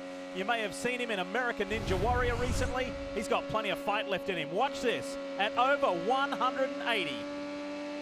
And he has a left-hand kink coming. He puts a huge amount of faith in Graham Rahal, knowing that he's there, and Graham always so good in close quarters at avoiding contact. Watch this from head on. Graham's got to bend left, and Tony sticks it in there, Warrior style. Paul Tracy is a 2-time winner here, and this guy being one of your close friends, what do you think of that? That's a strong move, and he's got to keep the pressure on. And Graham having a great race, making great fuel mileage. So Graham, his tire wear was good at the end of the run, and he was able to close up on Kanaan quite easily. But Kanaan's got some tire wear issues, it looks like. Speaking of fuel mileage, Will Power, only 12 laps on that first stint. He is your leader, pushing all of that big air out front, nobody to draft off of. Marty, are they talking at all about Will Power saving fuel? Well, let's talk actually with Scott Dixon, Townsend, because he's watching all of this, unfortunately, from the paddock. Scott, it seemed like it went really quick. Whatever happened? Do you know what happened yet? Yeah, something, I think the header maybe expired coming out of turn 5, and then we tried to continue on just to see if it was something we could diagnose, you know, through some onboard stuff, but obviously it then caught, I think, the brake line on fire, so I lost the rear brakes, which is why we ended up stopping. But I think that, you know, the Team Target and, you know, we're going to try and fix the car, get the Clorox car back out there and see what we can make of it. It's a real bummer, man. The car was so fast. Like, we started on used tires, the 12 car was on new, and we can hang with him very easy and get, you know, amazing fuel mileage. So I think it would have been a hell of a fight between us two, and, you know, unfortunately, we've come up short. Obviously, there's championship implications here. You got about 6 guys working on this number 9 car, trying to get it back into the race if they can. Kevin? Marty, we've been wondering about tire wear with the rain overnight, green track, no morning warm-up. I heard Tony Kanaan say they're courting. This is Tony Kanaan's right front. He was on the softer primary tires. You can see at the bottom of the tire, the fraying there, and he was still able to maintain position, and he got a full stint out of that. He didn't have to come in early. He came in on the fresh tires. We saw the pass position he made on Graham Rahal. Kanaan back out on primaries and rolling right now. As we'll go back to the situation with Dixon, they're going to try and fix his car, and isn't that the Ganassi way? They're treating this like it's an endurance race. If there's any points to get, they're going to try and get them. Get as many as you can. Hey, and Paul, to your point, as we ride with James Hinchcliffe, to your point, look what happened last year about points. It went on a count back to give Dixon the championship. Every solitary point counts. Takuma Sato, we told you about the Japanese racer before we went to the break, the former F1 man, who's now had a long, healthy time in the Verizon IndyCar Series for AJ Foyt Racing. He's been on a move. He's on the alternate red tires, and he's up to 8th. So he's made a nice move, and he is the highest mover in the race, making up 7 positions. Well done, Takuma Sato. And he's doing a good job to close on Hunter Ray, but being on those reds as the track temperature continues to rise under this Wisconsin sun. We'll have to watch for the second half of the stint if he can hold pace like he's showing right now. Power, 3.5 seconds out in front of Kanaan. Then Rahal, about 2.5 seconds further back. Pagano, Castro Neves, rookie Connor Daly for Dale Coyne Racing 6th. And then Hunter Ray, this man Takuma Sato, Carlos Munoz, and Ganassi's Charlie Kimball in the top 10. I think Kanaan is closing a little bit on Power, so that he's closing that gap. No question. He's left Rahal, and he's closing the gap down to Power. Paul, that gap was about 5.5 seconds. Power to Kanaan after the pit stop. Kanaan's taken 2 seconds out of that gap, and again, I'll speak to fuel mileage. If we do not get a yellow in this race, I do believe Power is going to have to start to figure out how to extend 1 lap his next stop and the stop after. Tony Kanaan had an interesting bookend to the practice sessions. He went off track and spun on his very first lap of the first practice session, and PT, he finished the 3rd and final practice session quickest. Well, here's a battle heating up right here. Pagenaud was very upset with the move that Graham Rahal felt. He squeezed him at the end of the straightaway, and he's closed back down on Graham. So this battle right here is heating back up again. Remember last year, Pagenaud and his engineer, Ben Bretzman, said, we've been given the flexibility to say this is a settle-in year. Not super pressure from Roger Penske, not super pressure from Team Penske president Tim Cindric. All right, guys, find your feet in a new environment. They found their feet. Yeah, certainly. And let's take another look at the issue that Paul talked to. This is Graham Rahal on push to pass. He's going to duck to the inside of Pagenaud. Watch the onboard pan to the rear. Yeah, now Graham's going to fade back out in the brake zone. He just came across in front of him, took the air off of him. It's kind of a... He's a full car width, though, ahead, Paul, and that's the line. What's Pagenaud going to do from out there? Yeah, but I mean, I can see Pagenaud's point, because he could have just held his lane and turned in instead of taking the air off him under braking, so... Hey, what's going on here? You guys started out today's broadcast in agreement. Are you going back to your old ways? It just felt weird to agree. If I was Pagenaud, I would have let off the brake and just gave him a little bump in the back tire and sent him down the runoff. Yeah, then you would have been visiting pit lane for an hour. Hey, folks, we got the band back together. It's business as usual. So nice to be back with you two again. Kev, what do you got? Well, remember, this isn't the first time this season. I think most of us remember that great battle, as entertaining as you can get in the final laps at Barber earlier this year. And then also back in 2006 in Toyota Atlantics here, they were battling for the championship. It was the season finale. They didn't make contact, but they were the rivals that year going for the championship. Graham had a chance, but he had an electrical failure, and Simon Pagenaud won the championship that year, and that's what helped him get the champ car in 2007. We're never going to see anything better, I think, on a road course than what we saw in the final laps at Barber this year. Graham Rahal running that throwback livery from his Atlantic days when he was teammates with Pagenaud, and they are having a fierce battle today. Pagenaud not quite close enough. He does have 6 push-to-pass overtakes left in the bag. Graham Rahal 7th, but Pagenaud knows I need to be closer for that to work on one of these straightaways. Paul, how much do you think that did for Graham Rahal last year, finally settling and stabilizing with a team around him? And I don't mean by everybody in his father's team, Rahal, Letterman, Lanigan Racing, but an engineering staff and getting a core group, as we see Marco in again, and then being a contender right down to the very last race, being a championship contender. How much do you think that made him grow as a driver? I think he just has matured in age enough to know now. I mean, he came in at 18 years old and was a real star right off the bat, and then went into this funk. And he just seemed to be arguing with his team, arguing with his engineers. Remember, he was with Ganassi, he was with top teams and not getting results, and kind of got shuffled into his dad's team. It was kind of a last chance, and now he's kind of figured it all out. So this gap here with Power, it's growing again. So Graham has kind of found his place and getting the job done. So Will Power continues to lead, make that 19 laps in this race so far, but he's going to have company here real soon. Kanaan is less than 3 seconds behind.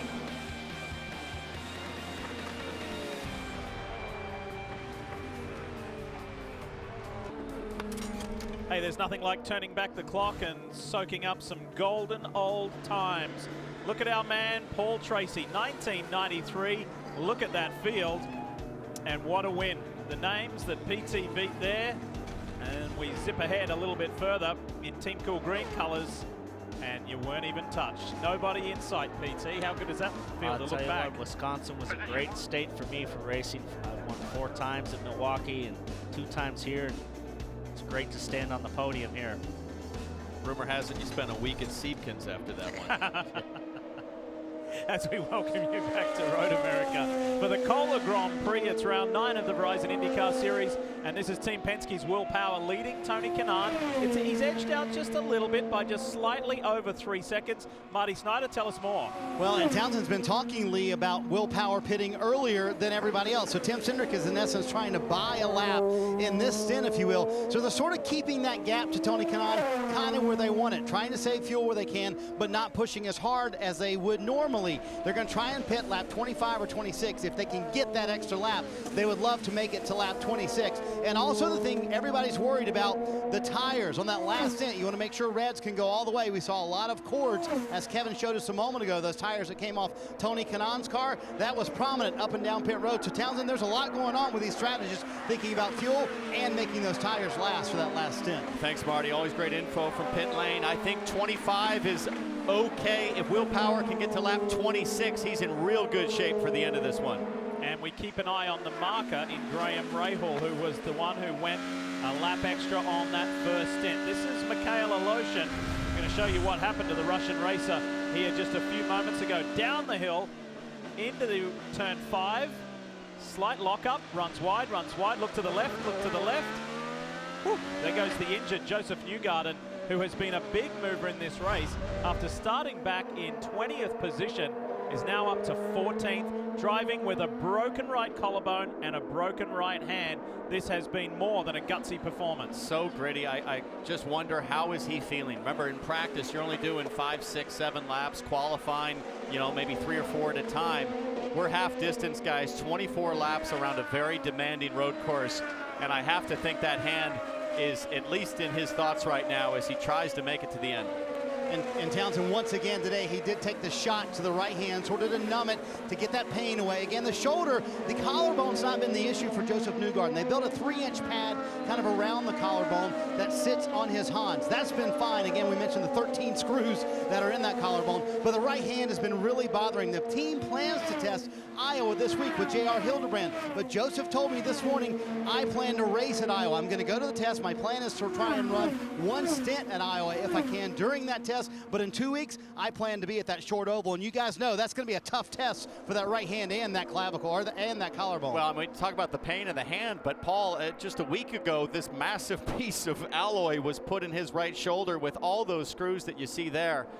And I don't know how that doesn't bother a guy. When we're talking about when the accident happened, we're talking about when will he be back? Will it be before the end of the season, not in a week? So the adrenaline has taken over. We got Munoz and Rossi, teammates in the pits, coming down. Last time for Alexander Rossi was on lap number 11. They're going to change the sticker reds this time, the alternate Firestones, to help get them a little more balance. Actually, it looks like they are scuffed reds. Despite a slower start to the season, as would be expected for a rookie, that win at the Indianapolis 500 has catapulted him in the championship, and he's thinking about it. 5th in the championship right now. Rossi's car's pretty good today, Marty. I see Carlos Munoz further up pit road and stall number 1. Quick stop for that bunch, 8.3. They went with the sticker primary tires because he noticed that was much better at the end of the run, Katie. It's been a very frustrating weekend for Jack Hawksworth. Fast in the beginning of the weekend, and they just don't know what happened as he goes back out on track after his second pit stop. Now you see everybody else start to lay out. So your leader's about to come to pit lane as Aloshin comes out right in front of Gabby Chavez. Let's see if Chavez can make a move going to 3. Blocks that move. Cold tires. He's got to line this up on the outside and cut underneath. If he doesn't get it done by turn 5, he will not have an opportunity after that.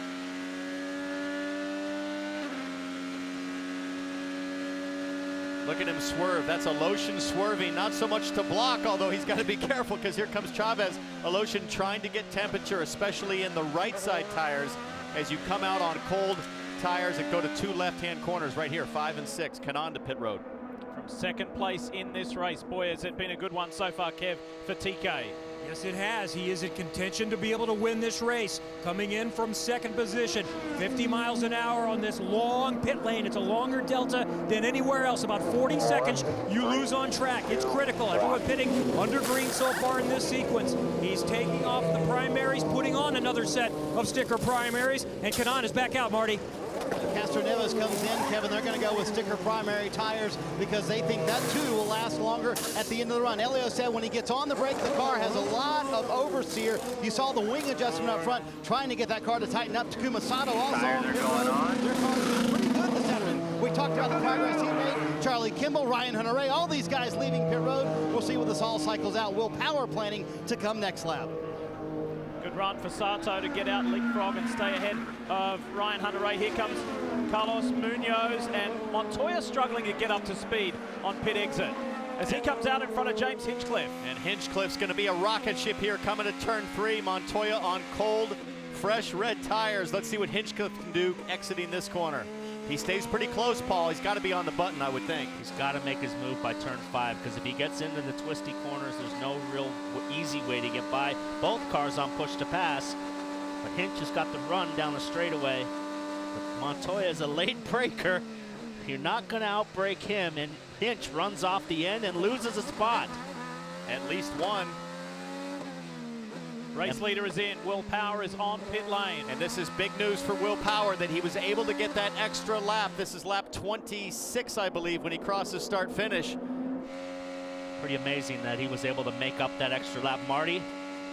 Well, and guys, we talked about that. That's what Tim Cindric was trying to do, trying to buy that extra lap. They're going to come down. They're going to put on primary sticker tires and Sunoco fuel. You see Tony Kanaan on the right-hand side. We're going to see where all this cycles out, and if they gain a little bit of time or lose time to Tony Kanaan. You see the no adjustments on the car. His teammate Simon Pagenaud zips around him. For Simon Pagenaud, it's going to be sticker red tires, so different strategies for the two teammates. We'll see where they cycle out, Kevin. And Graham Rahal also came in. You see him getting out there just ahead of Simon Pagenaud. Pagenaud in the bright yellow car right behind, and we'll watch the 10 car, and Will Power is going to easily beat him out, but there's going to be a race for second. Whoa! Kanaan tries to go to the inside, and Graham Rahal comes across.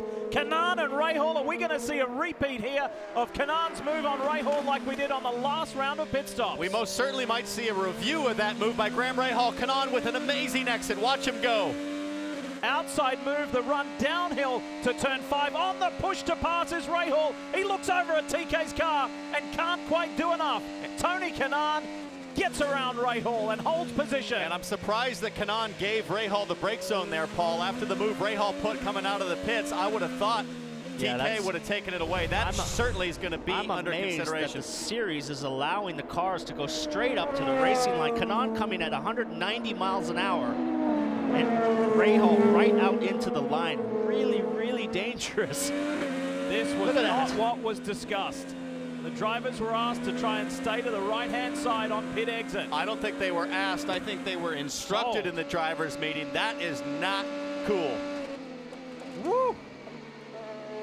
It's amazing to me that the track here hasn't built a lane. As we see, Chilton must have run out of fuel, tried to go a lap further than Pagenaud and Rahal, and he has run out of fuel. Look at those poor mechanics. I mean, they just pushed that thing up the hill. They're exhausted. They have a long ways to go. Yeah, but getting back to my point, it's amazing that they haven't built an exit lane around turn 1 on the inside for these guys to get out safely onto the racetrack.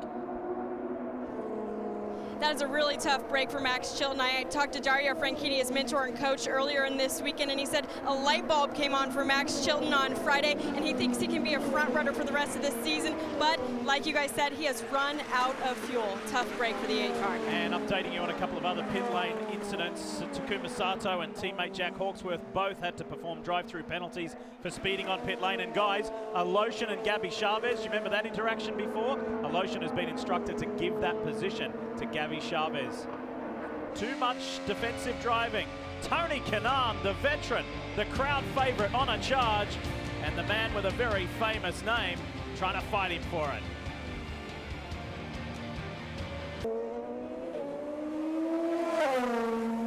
Super to have you with us here on NBCSN for the Kohler Grand Prix Round 9 of the Verizon IndyCar Series. Lee Diffie, Townsend Bell, Paul Tracy with you along with Marty Snyder, Kevin Lee and Katie Hargett here in Wisconsin, Road America. Super to have IndyCars back, and you're watching a thrilling battle.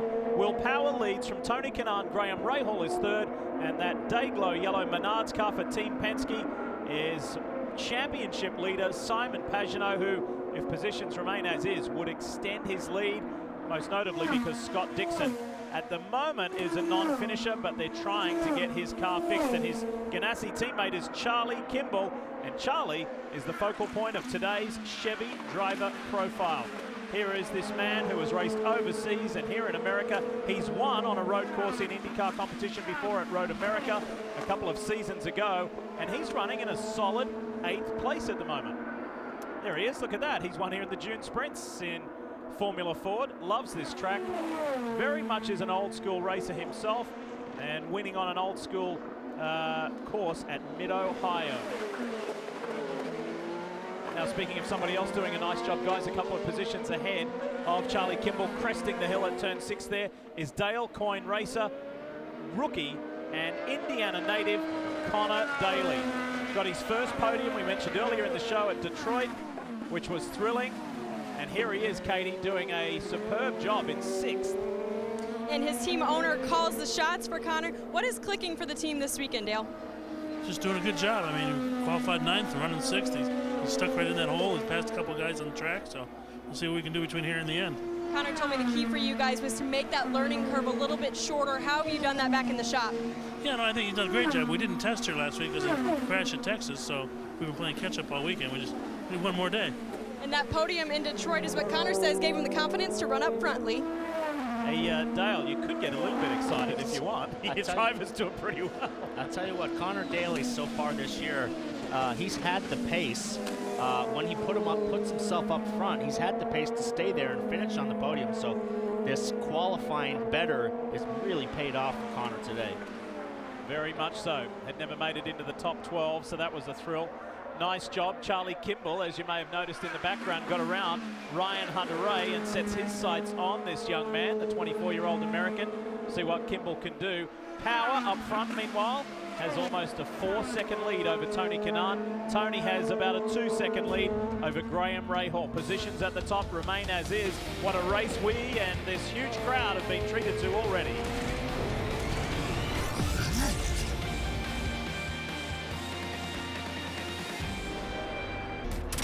It's with immense pride that we say both times Townsend Bell has been to Le Mans. He stood on the podium, but this year, along with Jeff Siegel and Bill Sweedler, the boys in the GTE AM class won at the 24 Hours of Le Mans. T. Bell, congratulations. It wasn't only you, because PT Paul Tracy was racing in the SVRA series last weekend at the Indianapolis Motor Speedway, and just like his NBC Sports booth mate, PT went to victory lane as well and finally got to drink the milk at the Indianapolis Motor Speedway. Boys, congratulations to both of you. Oh, thanks. It was an awesome feeling hearing the national anthem played there in France. A bit of an Olympic kind of feeling as Rossi hits pit lane. Kevin? They've been debating whether to change the front wing for quite some time. This is too early to make it a 3-stopper, so he's going to need a 4th stop. He actually took contact when he was picking up positions in the first lap of the race, and he's been trying to deal with it. You can hear Brian Herta there saying it is broken. This was the right thing to do. Rossi wanted to try to soldier on, but it was really eating up the tires, so they'll make it here. And they've also got a problem on the back, and they have to jack it back up again and get the right tire in. Sunoco fuel also for Alexander Rossi. A big long stop for him. Okay, clear out, all clear, all clear. And that was his teammate Marco Andretti pitting as well. That's his 3rd stop, I believe. So they're definitely trying to do it on pace, Lee. So before that all happened, take a listen to this radio communication between Brian Herta and Alexander Rossi. All right, Alex, we're going to pit this lap for sticker blacks and a new front wing. You sure? Well, you tell us. We're worried that we're going to kill the front tires. Chance to abandon our race now. If you feel like you can hang in there, then hang in there. I'm staying out. Well, that's the most animated I've heard Rossi ever since his Indy 500 win, but it looks like he took the advice of Brian Herta and could not go any further on those tires with the front wing broken. As we see Power again with a commanding lead now, running his own race, running his own pace. He's got to make no mistakes on this last stop. Don't speed, don't do anything silly. He's got this one in hand. And the Chevrolet driver brings us to the Chevrolet driver update. Of course, Will Power out in front convincingly, but Chevrolet drivers 1st, 2nd, 4th, and 5th, and 6th. So well represented, the Bowtie boys in this Kohler Grand Prix. Now here we are, 16 laps to go. Once we get into about lap 36, my question's going to be who's going to be the first to try to pit? And Pagenaud's gotten by Rahal now. This is how it happened. Townsend, talk us through. Well, let's find out. Pagenaud working Graham Rahal, and it looked like Pagenaud used a push to pass. He only has 4 left. Nice clean pass up the inside. It's going to break to turn 5. And Graham really doesn't have an option but to let him go unless he could get on the button early to defend. But Graham Rahal, 5 push to passes left, and they'll start to think about using them up here as we get to the final stint. Another shot from the helicopter. That's exactly the spot, by the way, where Rahal overtook Pagenaud early in this race. And look at Pagenaud close on Tony Kanaan for second place. The championship leader, Paul, is not being complacent. He's going on the attack. And we know Kanaan is going to have to pit earlier than these guys, and that is a disadvantage as well. So Pagenaud doesn't have to get too aggressive because he will leapfrog him on the pit stop exchange, Marty. And guys, remember Kyle Moyer's call on the last stop for Simon Pagenaud to take those red tires. He's going to pass Tony Kanaan, maybe there, maybe not. Looked at it for a moment, but Graham Rahal also was on the red tires, but Pagenaud making lap time, and he just told the team the car is excellent right now. One real quick note, guys, Scott Dixon's team, they are done for the day, definitely. It was a header issue for Scott Dixon's team. You see the repairs on the right, but they have called it a day because they cannot gain any spots any longer. So tough day for Scott Dixon and the team in the battle on the track, getting good, Lee. Look at this on the inside. Championship leader Pagenaud through on Tony Kanaan. He's now up to second. And did exactly the same move as he put on Graham Rahal the lap before with push to pass. He now has 3 left, but a fast race car. If he can pull away, it really won't matter how much he's used. He's already pulled away. This guy now, he's the Alain Prost of IndyCar racing. Such a tactician. He hasn't made a mistake all year long. Big points lead now. I love your French, by the way. Alain Prost. Good stuff. He's from Ontario, not Quebec.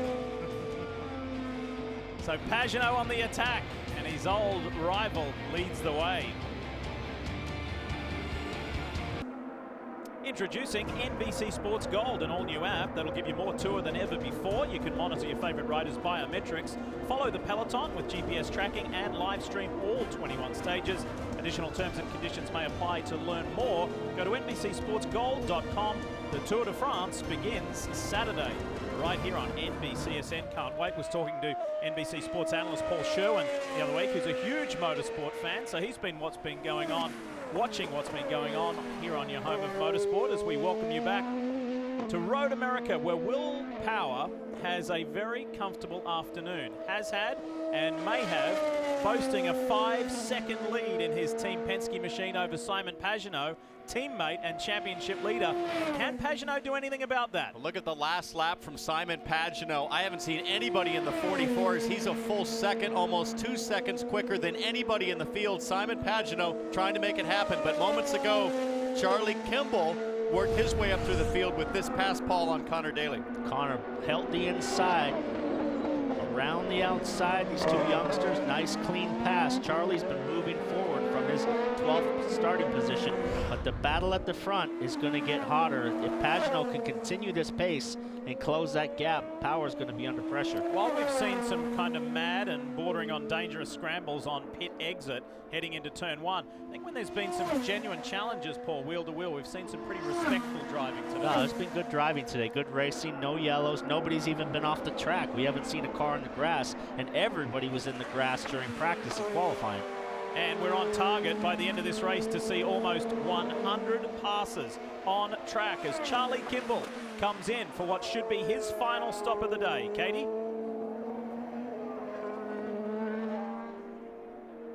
It's been a great day for Charlie Kimball, but a frustrating start to the weekend. They changed the setup to Max Chilton's, and he is much happier now as they go to sticker reds, fill him up with Sunoco fuel, and send him back out. Kevin? Well, Ryan Hunter-Reay's not doing too bad to stay in 8th position because the car, he said, has been all over the place. Keep in mind, he's felt awful all weekend dealing with the virus. He does feel better today, and he's got a set of sticker red Firestones for this last stint.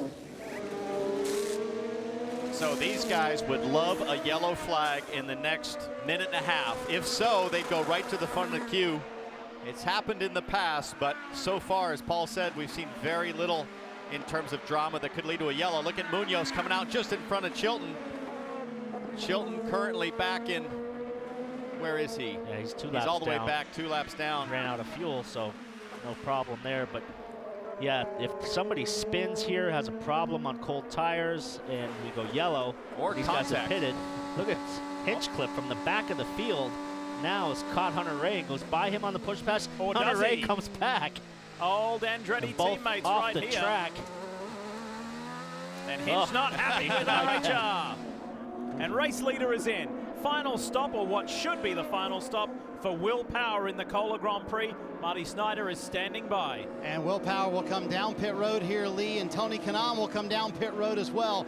Will Power with a big lead. Can he hold on to it here on pit road? First, third, and fifth come to pit road here on lap 39. Power wants no changes to the car, as you would imagine, and he actually liked the primary tires, sticker primary tires for that run. He said it was very good at the end of the run as well. Waiting on fuel, 7-6 on the stop.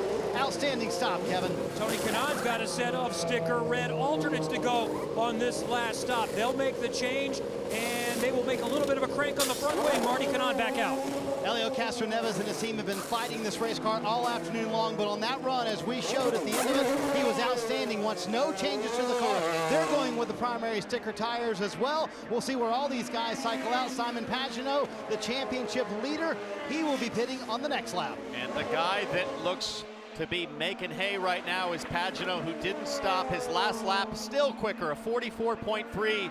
Guys, Pagenaud is flying. How much of the gap can he take out of Power, as he probably is going to come to pit lane this lap, I'd guess. And how well a managed race has this been from the 22 team. He's got unbelievable run from the championship leader. He's got to push if he's going to close the gap. If this is a clean in lap, a fast in lap, sideways coming off the corners, he could go an extra lap, because I think Power went on the conservative side. But we'll see if he peels off here. If he goes another lap, that gap will be 0. The old story about out and in laps, and what a lap that was from Simon Pagenaud. Look at him charge to the pit speed line, locking a left front. Hopefully he got it down to 60 miles an hour. Pressure, pressure, pressure on this final stop. This is where you really see what a team sport it is, Marty. And Lee, he knows he's got to gain on his teammate Will Power. He told the team at the end of that run, it's so much better here on the red tires. But as Kyle Moyer told him, we're out of red tires, but I'm sorry, we have to go with the primary tires. Graham Rahal coming into pit road as well. Simon Pagenaud screeches to a halt, and a quick stop so far. A little hang up on the right front for Simon Pagenaud. They're going to go with the primary sticker tires. No adjustments to the car.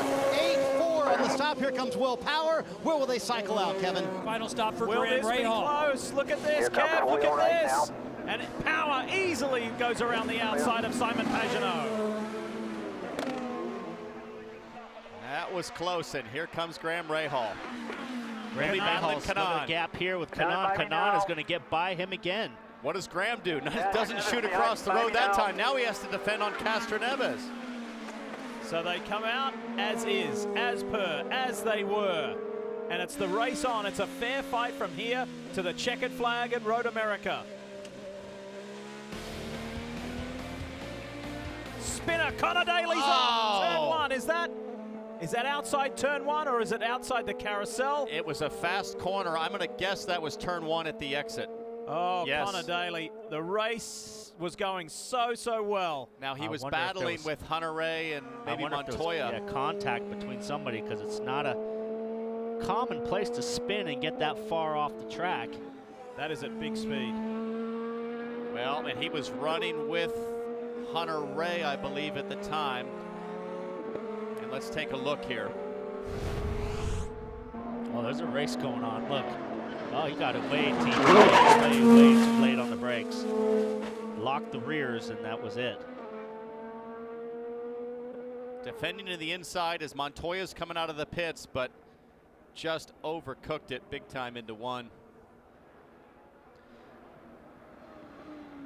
It's a good thing that didn't happen during the pit stop cycle, because that would have changed the whole complexion of the race. Hey guys, the 28 team, Ryan Hunter-Reay just radioed in and said it looked like he had a puncture or something, but it didn't come from me. And on the stand, Ray Gosselin said, yeah, it looks like there was something wrong with that left rear. Something blew. You see that rear pod on the left. See that go there? Yeah, suspension right. broke. Oh, yeah. It broke. Yeah, no. Looks like the left rear completely failed. So no fault of Connor Daly's. That's just the worst of all kind of failures at terminal velocity. What a shame. That's not his fault, and he had driven a very good race to that point. And he says, yep, what could I do? It wasn't my fault. But the majority of this race today, folks, this 24-year-old American, the rookie, has run in 6th place. For Dale Coyne, one of the smaller teams in IndyCar, one of the oldest teams in IndyCar. They may not have the resources of the big boys, but Dale has a habit of picking drivers with some terrific talent, like Connor Daly.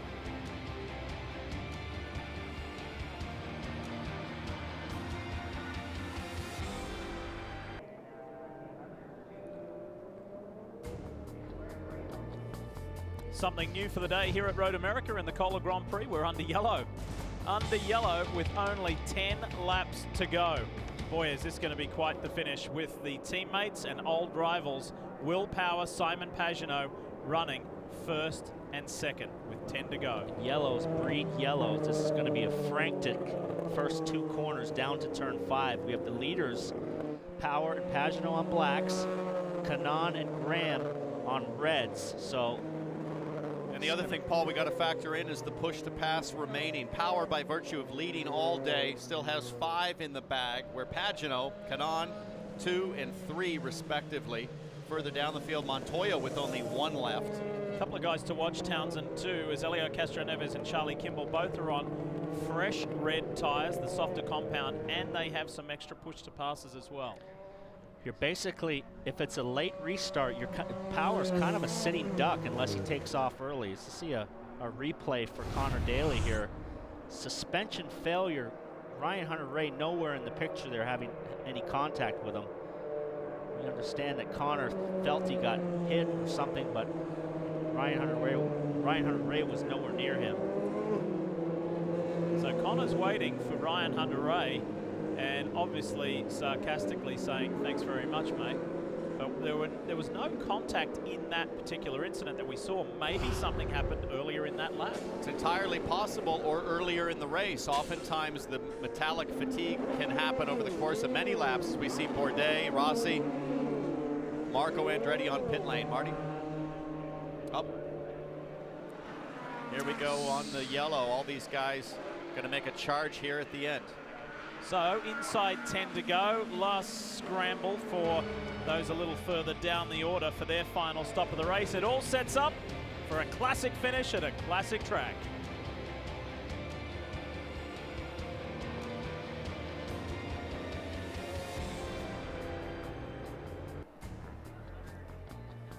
Welcome back to IndyCar on NBCSN, live from Road America. Just before the break, you saw Connor Daly make contact with the tire barrier. Connor, you waited for Ryan Hunter-Reay to come back around and clapped for him. We're going to show you a replay right here. Tell us what you think happened. Well, I knew he was really close, so you know, I know Ryan wouldn't do something like that, so I apologize to him because it looked like something broke. I didn't actually. Yeah, that's weird. It just literally snapped, like I got hit in the left rear, so that's why I thought initially. So sorry, Ryan. But yeah, really weird. I mean, I've never felt anything like that in one of these cars. You know, the race was going fairly well, obviously, and you know, again, we were sort of fighting up at the front, which is what we want to do. So you know, credit to the team, but yeah, sad when something breaks like that, sort of out of your control. A great weekend ending in frustration, Marty. Well, Katie, Will Power and Tim Cindric had a big lead. They don't have that big lead any longer. So who are you more worried about, your teammate behind you or the guys behind him with the red tires? I think at this point you worry about all of it, but they're going to have to sort it out. Now, fortunately, we've got one guy behind us on black tires, but I think the fans will be in for a treat. It's a great crowd here today, and you know, come back to Elkhart Lake, they're going to have a great finish here. I just hope our guys are at the top end of it. One interesting thing about Simon Pagenaud, Lee, is that in the offseason, Kyle Moyer, his strategist, wanted him to really work on and focus on restarts, especially late race restarts. In fact, they sat down and watched film of late race restarts and how he could be better. And he's still sort of beating himself up for St. Pete, where his teammate Juan Pablo Montoya got by him. It's going to be interesting to see if he can grab the lead here from his teammate once again. This time it's Will Power. Well, the other thing that we talk about a lot, Marty, is, hey, the golden rule in motorsport is don't take your teammate out. You remember the Spanish Formula One Grand Prix? Nico Rosberg, Lewis Hamilton. Boy, what a nightmare. We've got Team Penske 1 and 2. Well, we know that this team operates, Townsend, with no team orders. They're going to let these guys race each other hard. And Sonoma last year, they stepped on themselves, and that could play in for Kanaan. He's a great restarter, but these guys might take care of themselves down at turn 5. Yeah, not a lot to lose for Kanaan. I would expect him to be very brave on the restart. A lot of it's going to come down to when they get to the throttle, right? Does somebody gamble and get a jump as they come up the long hill? It all depends on when Power takes off. Does he take off back at the corner? Does he wait to come up the hill? Oh, look at this. They've dropped Connor Daly's car off the tow truck, adding insult to injury. Oh, no. So that's what's causing this prolonged yellow. This will be addressed. We'll go back to racing here at Road America when we return.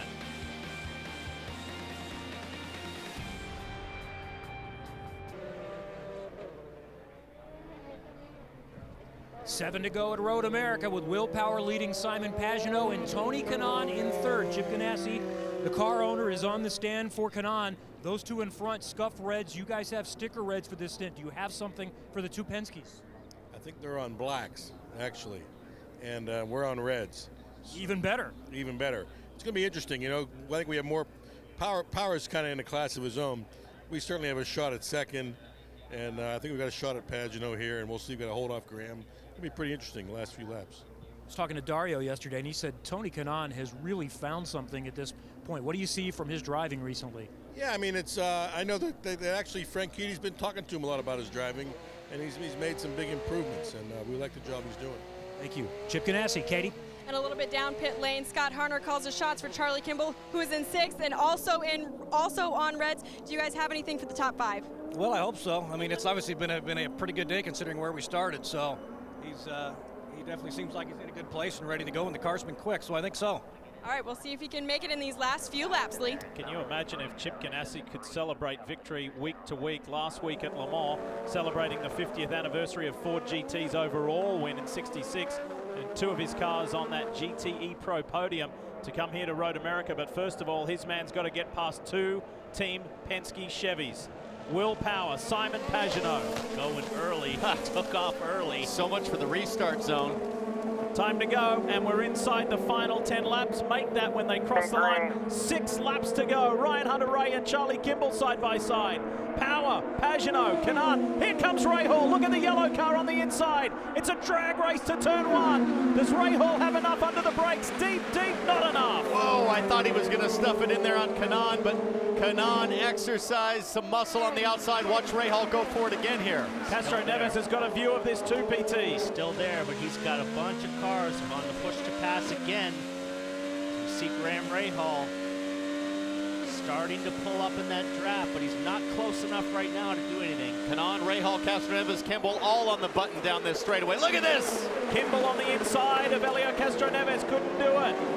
Big deep under brace goes Munoz on Spencer Piggott, and Piggott goes wide, takes evasive action.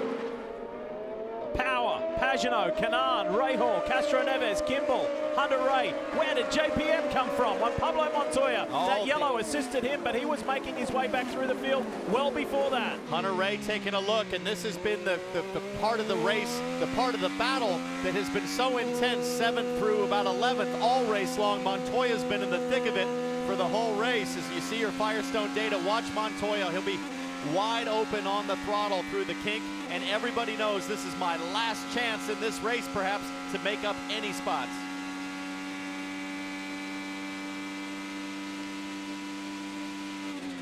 Almost 190 miles an hour down to Canada corner in the draft behind Ryan Hunter-Reay. He gets a little sideways, Ryan Hunter-Reay. Now here's the problem for Montoya and Charlie Kimball. Montoya one push to pass left. Kimball totally exposed. He's used them all. Nothing left in the bag for Charlie Kimball. And still our race leader, the race leader, Will Power, has 3. There he is in the Verizon Team Penske Chevy. What's he got? Less than a second over Simon Pagenaud. Charlie Kimball and Helio Castro Neves go wheel to wheel. Oh, they hit! There's a collision there.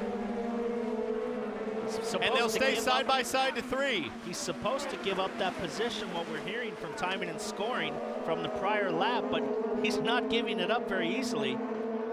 And now Kimball's got Ryan Hunter-Reay all over him. Oh, look at Hunter-Reay, he's out on the grass and dirt.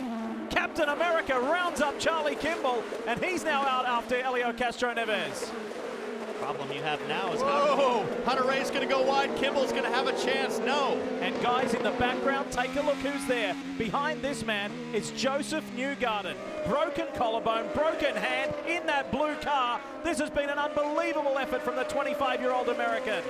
He came into this race 4th in points. He will not be allowed to start the revisit to Texas. However, he's going to grab some really good championship points here. Absolutely terrific for Newgarden. The question was, could he survive? Not only has he survived, he's come to the end of this race with as much fire as he's ever had. Kanon's got to run. On the reds, he's got a run on him. And he's made a move at this part of the circuit before he went out on the grass. One way on Rahal, the other way on Pagenaud. TK, the veteran, Tony Kanaan is on fire. Superhero move. He could close the gap to power now on the reds. Are so much quicker, but he's got about a 1.5 seconds behind with 5 laps to go. 10 miles. We've got a lot of racing, 20 miles of racing to go. Townsend, you love the fact that Kanaan has done Ironmans and triathlons most of his career. This is an Ironman performance. Well, watch this. Look at this. Look at this. Graham Rahal on Pagenaud, and Pagenaud right now is getting chewed up on the straights. The reds are so much faster now that the track is rubbered up.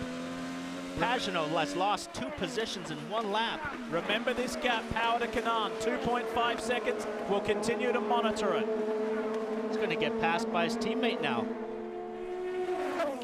Castro Neves still hasn't given that position back to Kimball, even though he's been instructed to. Run. Castro Neves has a run as well. And guys, you see Simon Pagenaud falling back through the field. He told the team on the radio a moment ago, we have an engine problem again. So Simon Pagenaud falling back through the field. His teammate Helio Castroneves trying to get him in some great racing on the track behind them. That's Josef Newgarden on one, Pablo Montoya, and Newgarden's got him. Don't worry about that broken hand or broken collarbone. Look at Spencer Piggott racing Juan Pablo Montoya in his 2nd IndyCar race. 2nd IndyCar race for ECR, and he is loving it. The rookie who just built up his experience. He's raced here before in other categories. And this is super from Spencer Piggott. I think it's so fantastic what Newgarden's doing on this final stint. Look at him. You know what he's doing? With only one hand, he's boxing Juan Pablo Montoya. Montoya gets the run back on him after both on push to pass. And look at this. Montoya just chops the nose off of Newgarden. He comes and back. Look at Newgarden come flying back here. He's going to get him on the uphill. Montoya runs wide in 5, now uphill under the bridge. My corner, pal, back off, move out of the way, I'm coming through. And he used up, with that very move, he used up his final push to pass.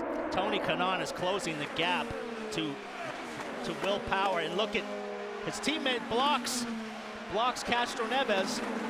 So race control has lost patience with car 3, Helio Castro Neves, and said, you must relinquish that position and give it back to the 83 for earlier blocking. That's 2 spots. He's looking at a podium. He's not even thinking about that. So he's going to say, we'll sort that one out after the checkered flag. Give it up here. We've seen Castro Neves sort it out by charging the race control tower in Edmonton many years ago. Here he goes, letting Hunter Ray by. I think he's letting him by. Let's see what he does with Kimball. It's hard to do. I mean, as a driver, it's impossible to do that. Because you're sitting there looking at a podium and they're telling you give up the position. I'd be furious. Hey folks, could this race get any better? Look at Newgarden. Is down to 1.3 seconds behind Power, and Newgarden is running high on adrenaline. Car 21, the direct supply machine for ECR, Ed Carpenter Racing. Boy, this has been an inspired drive. If things get crazy here, Newgarden could end up on the podium. There was doubt. There was a cloud of doubt ever since Texas whether he would physically be able to make this race. He said, I'm 4th in the championship. I'm racing at Road America. Hunter Ray's got to run. There's some type of issue with Pagenaud's car. He's got a misfire. Both of these cars rounding him up on the straightaway easily. Next in queue will be Charlie Kimball and then Josef Newgarden. He's really off Power now. Look at Kimball on the outside. Oh! Squeezing Simon Pagenaud. What a move, Charlie Kimball. And Here Montoya goes wants a second shot. Montoya wants a shot at his teammate and at Newgarden. Pagenaud's motor is going away. He's waving his hands. He's lost 5 positions in 1 lap. This thing might not be. Look at these 2. Montoya does not like the fact that Josef Newgarden put some pretty slick moves on him, and he said, hey, I'm a 2-time Indy 500 winner, and I'm an IndyCar champ, and I'm a 7-time Formula One Grand Prix winner. Not that easy, kid. Both these guys have burned all their push to pass. Newgarden and Montoya, nothing left, so it's straight up here, wheel to wheel. As Newgarden works the toe. Kanaan has 1 push to pass, and he's 1 second now behind Will Power. Look at this battle back here. This is an ailing championship leader. The points are disappearing by the second. Pagenaud in 22, that Dayglow Menards car, is in more trouble than the 3 Bears. And Pagenaud desperately trying to hang on to points without getting run into. So difficult to do what he's doing right now, trying to manage everybody behind that's just all over him. Guys up front, Kanaan is almost half a second within Power. Power is in within reach. Let's ride with Kanaan. 2 laps to go. 3 push to passes for Power, 1 for Tony Kanaan. Tony has 1 shot at this. But I think most significantly, Tony Kanaan on the red tires, about half a second a lap quicker. And look at that speed through Canada corner. He closed the gap down to 0.6 of a second. He's got to make it happen. He's coming to the white flag here with 1 lap to go. Oh, this is going to be terrific. What about those moves that Tony Kanaan has pulled down the back straight? Are we getting ready for another one? White flag out, 4 more miles. Who's going to win the Kohler Grand Prix? And Will Power has to be coached on his push to pass, Paul. Use up that power. He's got 2 left. He was on it. He's going to use it the next straightaway, and he's going to use it after the carousel, the 3 long straightaways. But Tony's right there, and he's got to make it happen now. Those overtakes, bud. And Tony's used everything he has left, so he has to do it on corner speed. I don't know if he's going to be able to tow on Power with 2 push to passes. You can see the push to Power. Power's on it. He's pulling away on the straightaway. So if he can get through these next section of corners clean, it's pretty much game over, but anything can happen. Paul, I think his best chance is right here. Get a good exit, try to stay close in the kink, and get him on braking for turn 8. For Canada corner. Not close enough. For Canada corner. Down to turn 8. And getting ready.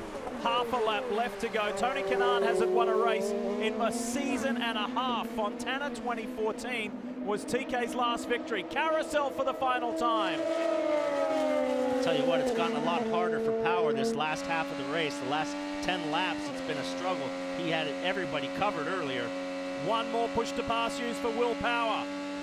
And that's his last one, and look at what it delivered for him. Look at the gap that 3 push to passes earns you over 1 lap. 2 corners to go for Will Power. Now he's out. If Tony Kanaan can close, he might have a chance up the hill. 2 more corners left. Tony Kanaan, what a race weekend he's put together, but not quite enough at the end. The Kohler Grand Prix is won by Will Power for Team Penske. Detroit and now Road America. Will Power said today, I can win this championship, and he most certainly has taken a big step. What a race. What a race. Kanaan second, Ray Hall third, and Simon Pagenaud, the championship leader, will come home in a frustrating 13th position. Wow. Everything changed in 3 laps for Pagenaud. He was looking at a win and fell to 13th. And the guy that's breathing a huge sigh of relief, I think, is Scott Dixon. Only 90 points back. It minimized the damage there. And Penske 1, 2, and 3 in the championship. And as you see Luz Power ecstatic at her husband's victory. Hunter Ray saying good job. Here comes Montoya. Another podium for Ray Hall. Great run by Kanaan. Hunter Ray wasn't really a factor all day, but at the end, when it counted, he came alive. Might be burning some Firestone Blacks up here. And with that, Will Power ties Johnny Rutherford for 13th on the all-time wins list. 27th career victory.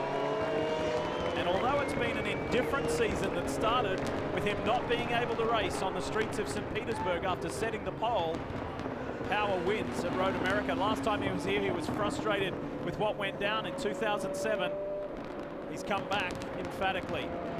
Pole position and victory in the Verizon Team Penske Chevy. You're watching NBCSN's coverage of IndyCar, brought to you by Hyatt Gold Passport, the official hotel sponsor of Graham Rahal and the number 15, and by TireRack.com. Find, deliver, install smarter. Tire Rack.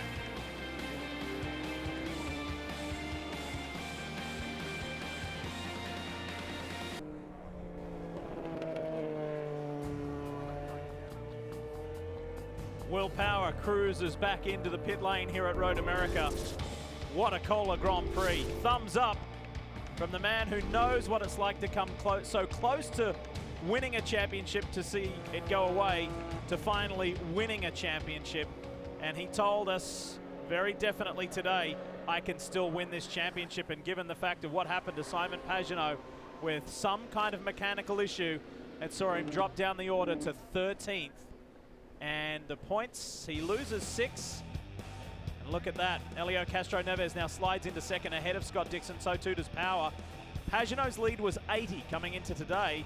Is now 81 between the top 3. And Scott Dixon only lost 10 to Pagenaud. So that was a get-out-of-jail card. And how about Josef Newgarden? That's the payoff for going for it. Gritting your teeth and hanging in there. 5th in points. And an unbelievable drive. Just amazing to see him go wheel to wheel despite the injuries. Tony Kanaan jumps 2 spots up in the championship with a great run today. You've got the admiration of his boss, Chip Ganassi, says he loves the way he's driving right now. And you see Will Power pulling into victory circle. Top finishers have Graham Rahal, another podium. He was on the podium here back in Champ Car back in 2007. On IndyCar's return, he's on the podium again. That was he was in the middle of some pretty good fights as well today, Graham Rahal, in the Gale Cup for Rahal, Letterman, Lanigan. But it's Will Power's day. Phenomenal run. There was some good strategy early on at the end. He had to race hard, but it was well managed with those pushes to pass. And look at that, the team thrilled. It was a well-run, well-calculated win, and they needed that. He's had some adversity this year. He's had some tough times. Detroit got him back on track. And here we go. Ready to experience this for the 27th time in his career. You hear that scream, Lee, much like he gave on the radio there. I got to ask you, though, Will, about those final couple laps. You saw Tony Kanaan coming. How much were you looking in the rearview mirror and worried about that? Yeah, I know. TK, he had the reds on. It was coming hard. I mean, he was quick all race, so I had my work cut out. But I just did everything I could to stay ahead. So stoked to get the Verizon car in pit and victory lane. Sorry, don't want it in pit lane. But thanks to Chevy, phenomenal car, phenomenal engine, and man, we won. So stoked. You might not have gained too much on Simon Pagenaud. You did gain on him this afternoon because he wound up finishing 13th. But this is the second win in a row for this 12 team. Is the championship talk starting to feel a little more real to you? Man, I was talking about championship before this race. There's 8 races, 7 to go now, and we're still in it. Like you can see, there could be a 100-point swing in the last race. So we've got to go for it. You screamed so loud on the radio afterwards. Was that the significance of winning at Road America in front of all these fans that came out? Yeah, it's just a great place and just so stoked to win in that way. I was so stoked. I badly wanted to win another race, and I needed that one. Dominating win for Will Power and the 12 team, and you better believe it, they are in the championship hunt, Kevin. And Tony Kanaan might be in the championship hunt too. What a drive to second. And you thought if circumstances might have been a little different, you had enough for him? I mean, that extra lap of yellow definitely didn't help us because we definitely had a faster tire, but he did a good job saving his push to passes. So he had 3 on the last lap and I had 1. So with long straightaways like that, I don't know. The extra lap, maybe if we both ran out of push to passes, that's probably was gonna be interesting, but great job. The guys did a great job in the pits. I mean, fans here are unbelievable. So hopefully, I know during the race up front, it wasn't a lot of battles, but then towards the end, I gave them a pretty. I think I made them excited. There were a lot of battles. The fans were great. The crowd was great, but the racing was fantastic. Through the kinks, we're going to take a look at you on Simon Pagenaud. Yeah, I mean, Simon tried to close the door a little bit. On the grass a little bit. That's okay. I mean, this is not a gentleman's race. We're racing, so that's fair enough. How much did you enjoy this? I love it. I mean, I want to come back next week and do it again here. I mean, we need more events like this. We need people to this mid-Ohio and in places that people can camp and bring their families and bring their kids. These are the races that we need. And great job by IndyCar. Great job by Road America. Kohler, obviously the sponsor of the race, and can't wait for next year. He may be 41, but I think he's getting better. Tony Kanaan, Katie. Graham Rahal finished third back in 2007, the last time IndyCar was here. Third today as well. Graham, those battles were pretty crazy out there. What was it like? Yeah, I mean, good day overall for us. You know, nice to get a good result. Obviously, you know, bummed not to finish a little higher up. We had a good run on TK there. You know, on the restart, he blocked us pretty good, but I would have done the same thing, so I don't blame him. But, yeah, you know, we're pleased with it to get the Gale car up on the podium. This is my third place finish in my professional career here, so cool to get that. We wanted to win today, but it was a good points day overall, so pleased with everybody. Our team has just done a great job. I mean, we've had a lot go against us this year. The guys keep focusing. This is our second podium on the year. Hopefully we can go on a bit of a run, but now's the time that we need it. How much of a role did tires play in today's race? Well, I don't know if tires played as much of a role. You know, it was definitely a bit of a struggle, but you know, more was just trying to get by those other manufacturer on the straight. My God, they have some straightaway speed, and you know, difficult. So I mean, I had Kanaan, and both on push to pass, and he just left me. So I got next to him, and he left me. I don't know what to do, but you know, we're going to keep fighting hard and try to do the best that we can, and you know, try to get Honda a win here soon. Lee Graham was the only Honda on the podium. Tremendous effort for Graham Rahal, and as he said, would have liked to have finished higher, but he has some good championship points. Not as many as this guy. Will Power, what a thrill. Back-to-back, Detroit, and now Road America. And this one, as you can tell by the drivers' voices and their sentiment, this race, this place means so much to them. So Will Power now has a win next to his name in IndyCar Series competition at the famed Road America, Elkhart Lake, Wisconsin. We've got a whole lot more coming in the aftermath of the Kohler Grand Prix. What a day in Wisconsin.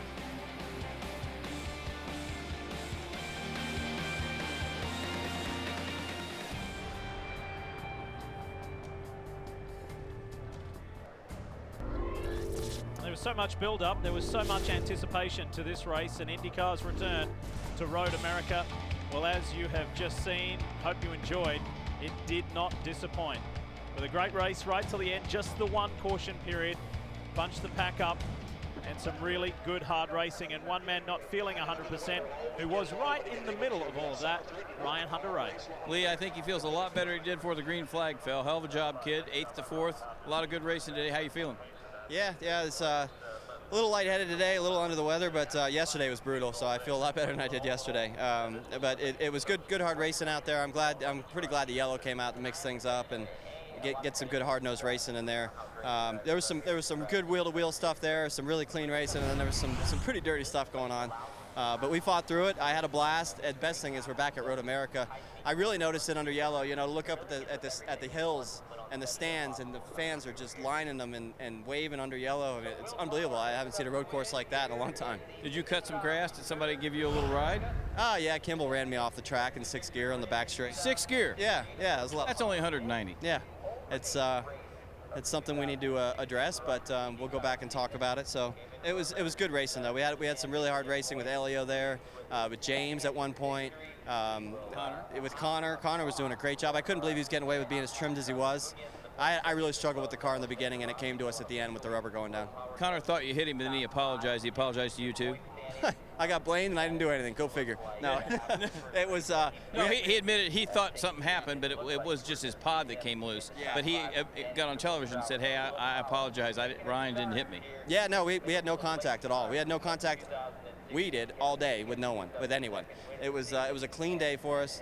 The car's clean, and yeah, it was tough to see Connor do that because he was really hauling the mail. He was doing a really good job, and that was scary when I saw that thing go because that's top of 6th gear when that went. That could have been a really big one end-over-end deal. So I'm glad to see he's walking around and doing all right. All right, Ryan Hunter-Reay 4th. Katie? Charlie Kimball brought it home 6th, and Charlie, what a turnaround. When I talked to you on Friday, You hated the car, and you brought it home 6th today. Yeah, we're pretty happy with that. The Novo Nordisk Chip Ganassi Racing guys have worked hard all weekend, and the fact that the 3 sessions that didn't count, I think we were 21st, 19th, and 19th, and the 2 sessions that counted, we were 6th and 11th, and 6th in the race. You know, the best result of the weekend. So a lot of credit goes to the team. They worked really hard, and we pulled setup data from Max's car and the Gallagher car, from the Target Clorox car, as well as the NTT car. So it's nice to see Tony on the podium. You know, Scott had some engine issues, which was too bad. Ganassi was on reds in that last stint. Penske was on the blacks. Did you have anything for them? Yeah, I think so. I had a really good run on Helio, and then he blocked me. Race control called it a block, and then Hunter Ray overtook him under like racing conditions, and they said, oh, that's the position. And so I have to go talk to race control a little bit about that. You know, the move, he blocked me down into turn 5, and then the fact that I could hang on around turn 1, around the exit, that was, it was exciting. I don't know that I want to do that again, but you know, a lot of credit to the 83 guys in pit lane. And they just kept giving me positions all day long. Yeah, and there's the block, which is, it made it hard because that cost me momentum, and then 28 goes by. But overall, I'm really happy with 6. These guys have worked so hard all weekend, and we've got some great guests here in Wisconsin from Novo Nordisk, a couple diabetes educators, as well as a few Novo Nordisk sales reps. So it's great to put on a show for them, and all the fans. The fans have been awesome. It's great to be back here at Road America, and can't wait to be back. You know, go to the Glen here in September, another iconic American track, and then come back here next year and do a few 5 slots better. All right, we saw the contact, or possible contact between you and Elio, but I gotta ask, was there anything between you and Hunter Ray? No, Ryan Hunter-Ray and I, for his feeling as poorly as he looked in the driver's meeting, he drove the wheels off it. I got to give him credit. We raced really hard. He raced me. We sort of went back and forth quite a bit, and I thought, I don't know why he was going to the right there, so I apologize for not giving him as much room. I'm glad he got the spot in the end. He was quicker at those last couple of laps, so a lot of fun racing around here. The Verizon IndyCar Series put on a pretty good show, I think. Yeah, like Charlie said, some really incredible battles out there, Marty. Katie, I think Helio Castroneves has more questions than answers right now after you watched all of those replays. So what was your take on all that? And then you thought for a while that you weren't going to be penalized, then you were penalized. So what was your take on all that went on with Kimmel? Yeah, very confusing. First of all, his touch car was good. Obviously, everyone was in the red tires. We're a little bit concerned. We're trying to play a little bit safe. But in this position, I'm trying to get the draft. I saw Ryan. I literally did not see the guy. I moved, but I left him a little bit of room. Unfortunately, they're calling blocking. But as soon as that happens, I'm trying to give a position. Unfortunately, it's him and Hunter Ray. I can see my mirror going crazy at each other. I'm like, okay, how am I going to do the position here? Now, 22, having issue. My team is telling me pass the 22. So it was like, okay, I'm kind of like, guys, you guys got to let me know what to do. And it was very, very difficult. I mean, it's a shame. I don't think we have a car for a win for sure. Will was in a league of his own. But, you know, top 5 is great for the championship. Now we'll move up to the second. Great job for the entire team Penske. And now we got to keep moving. Got to keep scoring points. And we got to win one, man. So if we want to win this championship, we got to win at least one race. Yeah, you're ready to end that 2-year dry spell, aren't you? Oh, big time, man. Trust me. I'm thirsty. I'm eager. I'm angry and hungry, let's put this way. But in the end of the day, there's nothing you can do. Great job for the entire team Penske. Let's keep moving on. Very eager. Helio Castroneves winds up finishing 5th today, Kevin. Well, Marty, there was a lot of question all week. We didn't think it was even a possibility less than 2 weeks ago when Josef Newgarden crashed and suffered a broken collarbone at Texas and also a broken bone in his hand. We were watching you all weekend. You not only got in and finished, but you finished well in 8th place. How are you feeling at this point?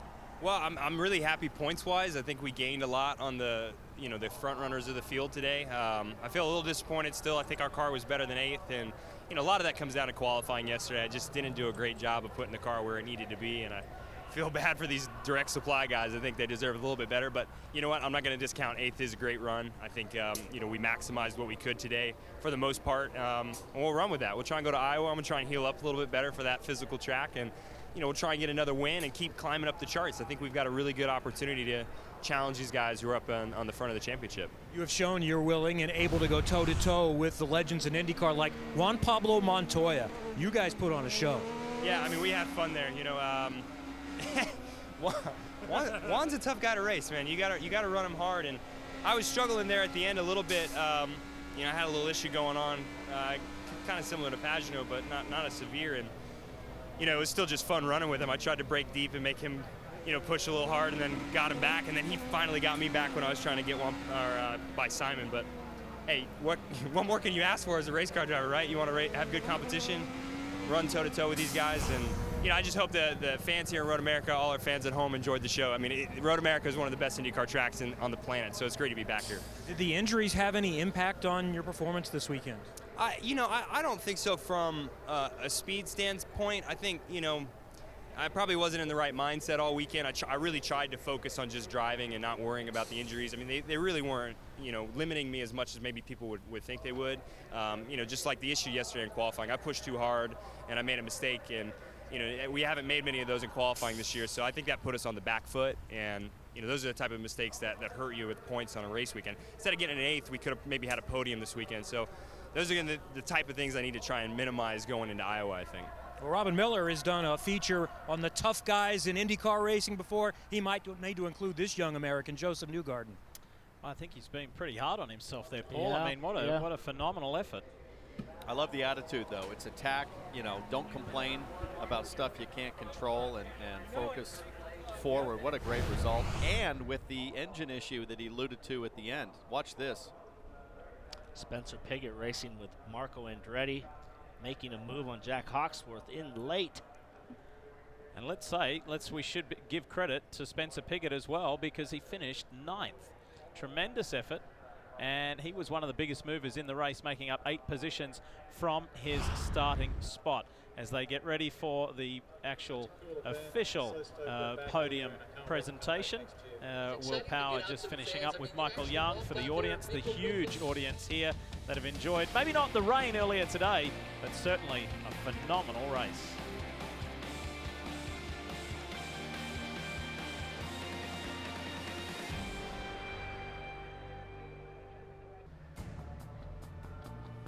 So the Kohler Grand Prix for Indy cars may have just wrapped up, but coming up, it's the Indy Lights Grand Prix of Road America. Now, this was recorded earlier today in mixed weather conditions, and it too was a phenomenal race. For now, though, let's head to Marty Snyder and hear from the championship leader. Well, Simon Pagenaud was staring down a possible win, and then all of a sudden wound up finishing 13th thanks to an engine problem, and it went south quick, didn't it, Simon? How frustrating were those final few laps after that restart? I will tell you, it's tough in these situations because you're in the way, basically, and it's even more frustrating when you definitely have a car to win the race. The last restart, I really thought we had a shot at the win against Will. Menard's car has been awesome. It's been improving all weekend, and unfortunately it's racing. We wasted a big opportunity today for the championship, but Dixon didn't have much luck either, so you got to look at the positive and go to the next one. How do you not let weekends like this, when you have a car that can win, and arguably you had one at 2 races in Detroit that could win, and you don't come through with the win? Yeah, like we just talked about, the biggest thing is when you have such good opportunities, you need to maximize it, and that's how you win championship. Unfortunately, today we didn't do that, so we need to keep working, dig deep, and come back strong in Iowa. Perhaps the craziest racing today was off of pit road. Talk about some of those when you were leaving pit road and there's traffic coming by you at 190. I tell you what, the most impressive was the battle between Rejo and Canaan. I was first spectator there. It was pretty fun to watch. It's definitely hauling down the highway there in turn 1 when you come back to the pits. But what a great racetrack! I want to thank the fan because they showed up in mass, and it was really great to see the enthusiasm for IndyCar. As Simon told me, it could have been a lot worse this weekend. Behind camera, his teammate Juan Pablo Montoya, give him a little bit of grief as well, just to encourage him along a little bit. Let's talk to him real quick. Hey, you had a lot of fun with Charlie Kimball those final few laps, didn't you? No, I'm not a big fan of how Charlie races, to be honest. Yeah, it's close racing, but, his theory of close racing is banging wheels on the straight and put people on the grass. He did it to me in the first lap. I was next to him and probably didn't even look in the mirror. Like, he hit me and he just kept turning into me, and I got to the grass and I had to lift. It's kind of disappointing when people race like that, but I'll tell you, the Velvet Chevy was really good today. Yeah. We got screwed in qualifying with that red flag, but made good passes. I think we put a hell of a show today for IndyCar here in Road America.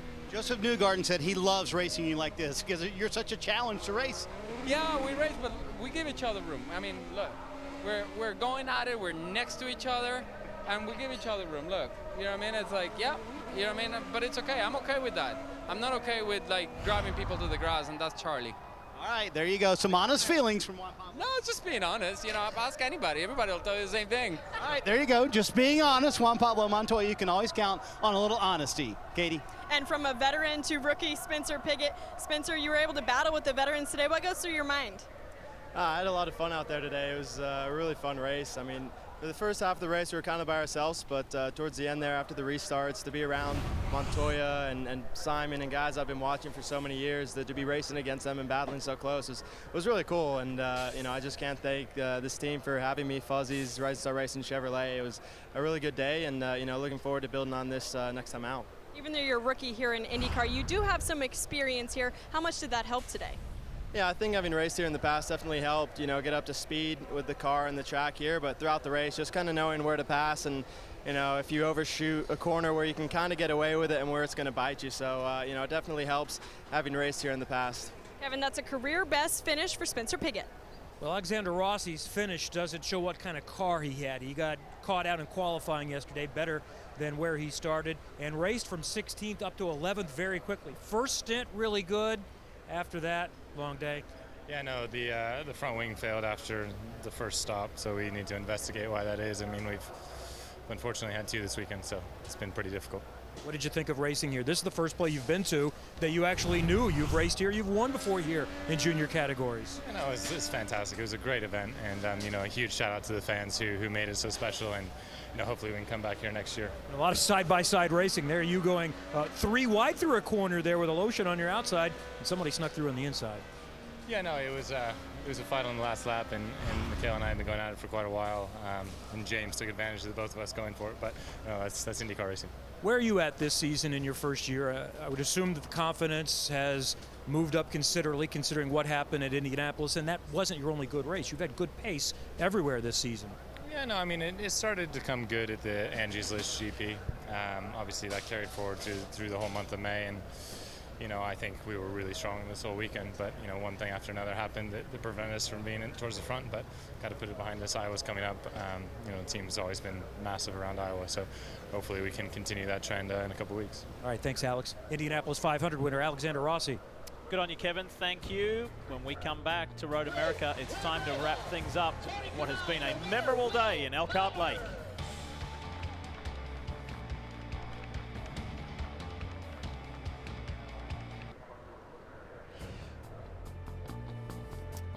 Many thousands of happy IndyCar fans heading home from Road America after what was a thriller of a Kohler Grand Prix as we relive some of the key moments in this 50-lap race in the Verizon IndyCar Series. At the wave of the green, there was weaving, ducking, diving. People were going everywhere, but in the end, the poleman Will Power led to turn one. How about Juan Montoya getting forced over there by Charlie Kimball on the opening laps? And the aggression started right away. I didn't realize Montoya took some debris there.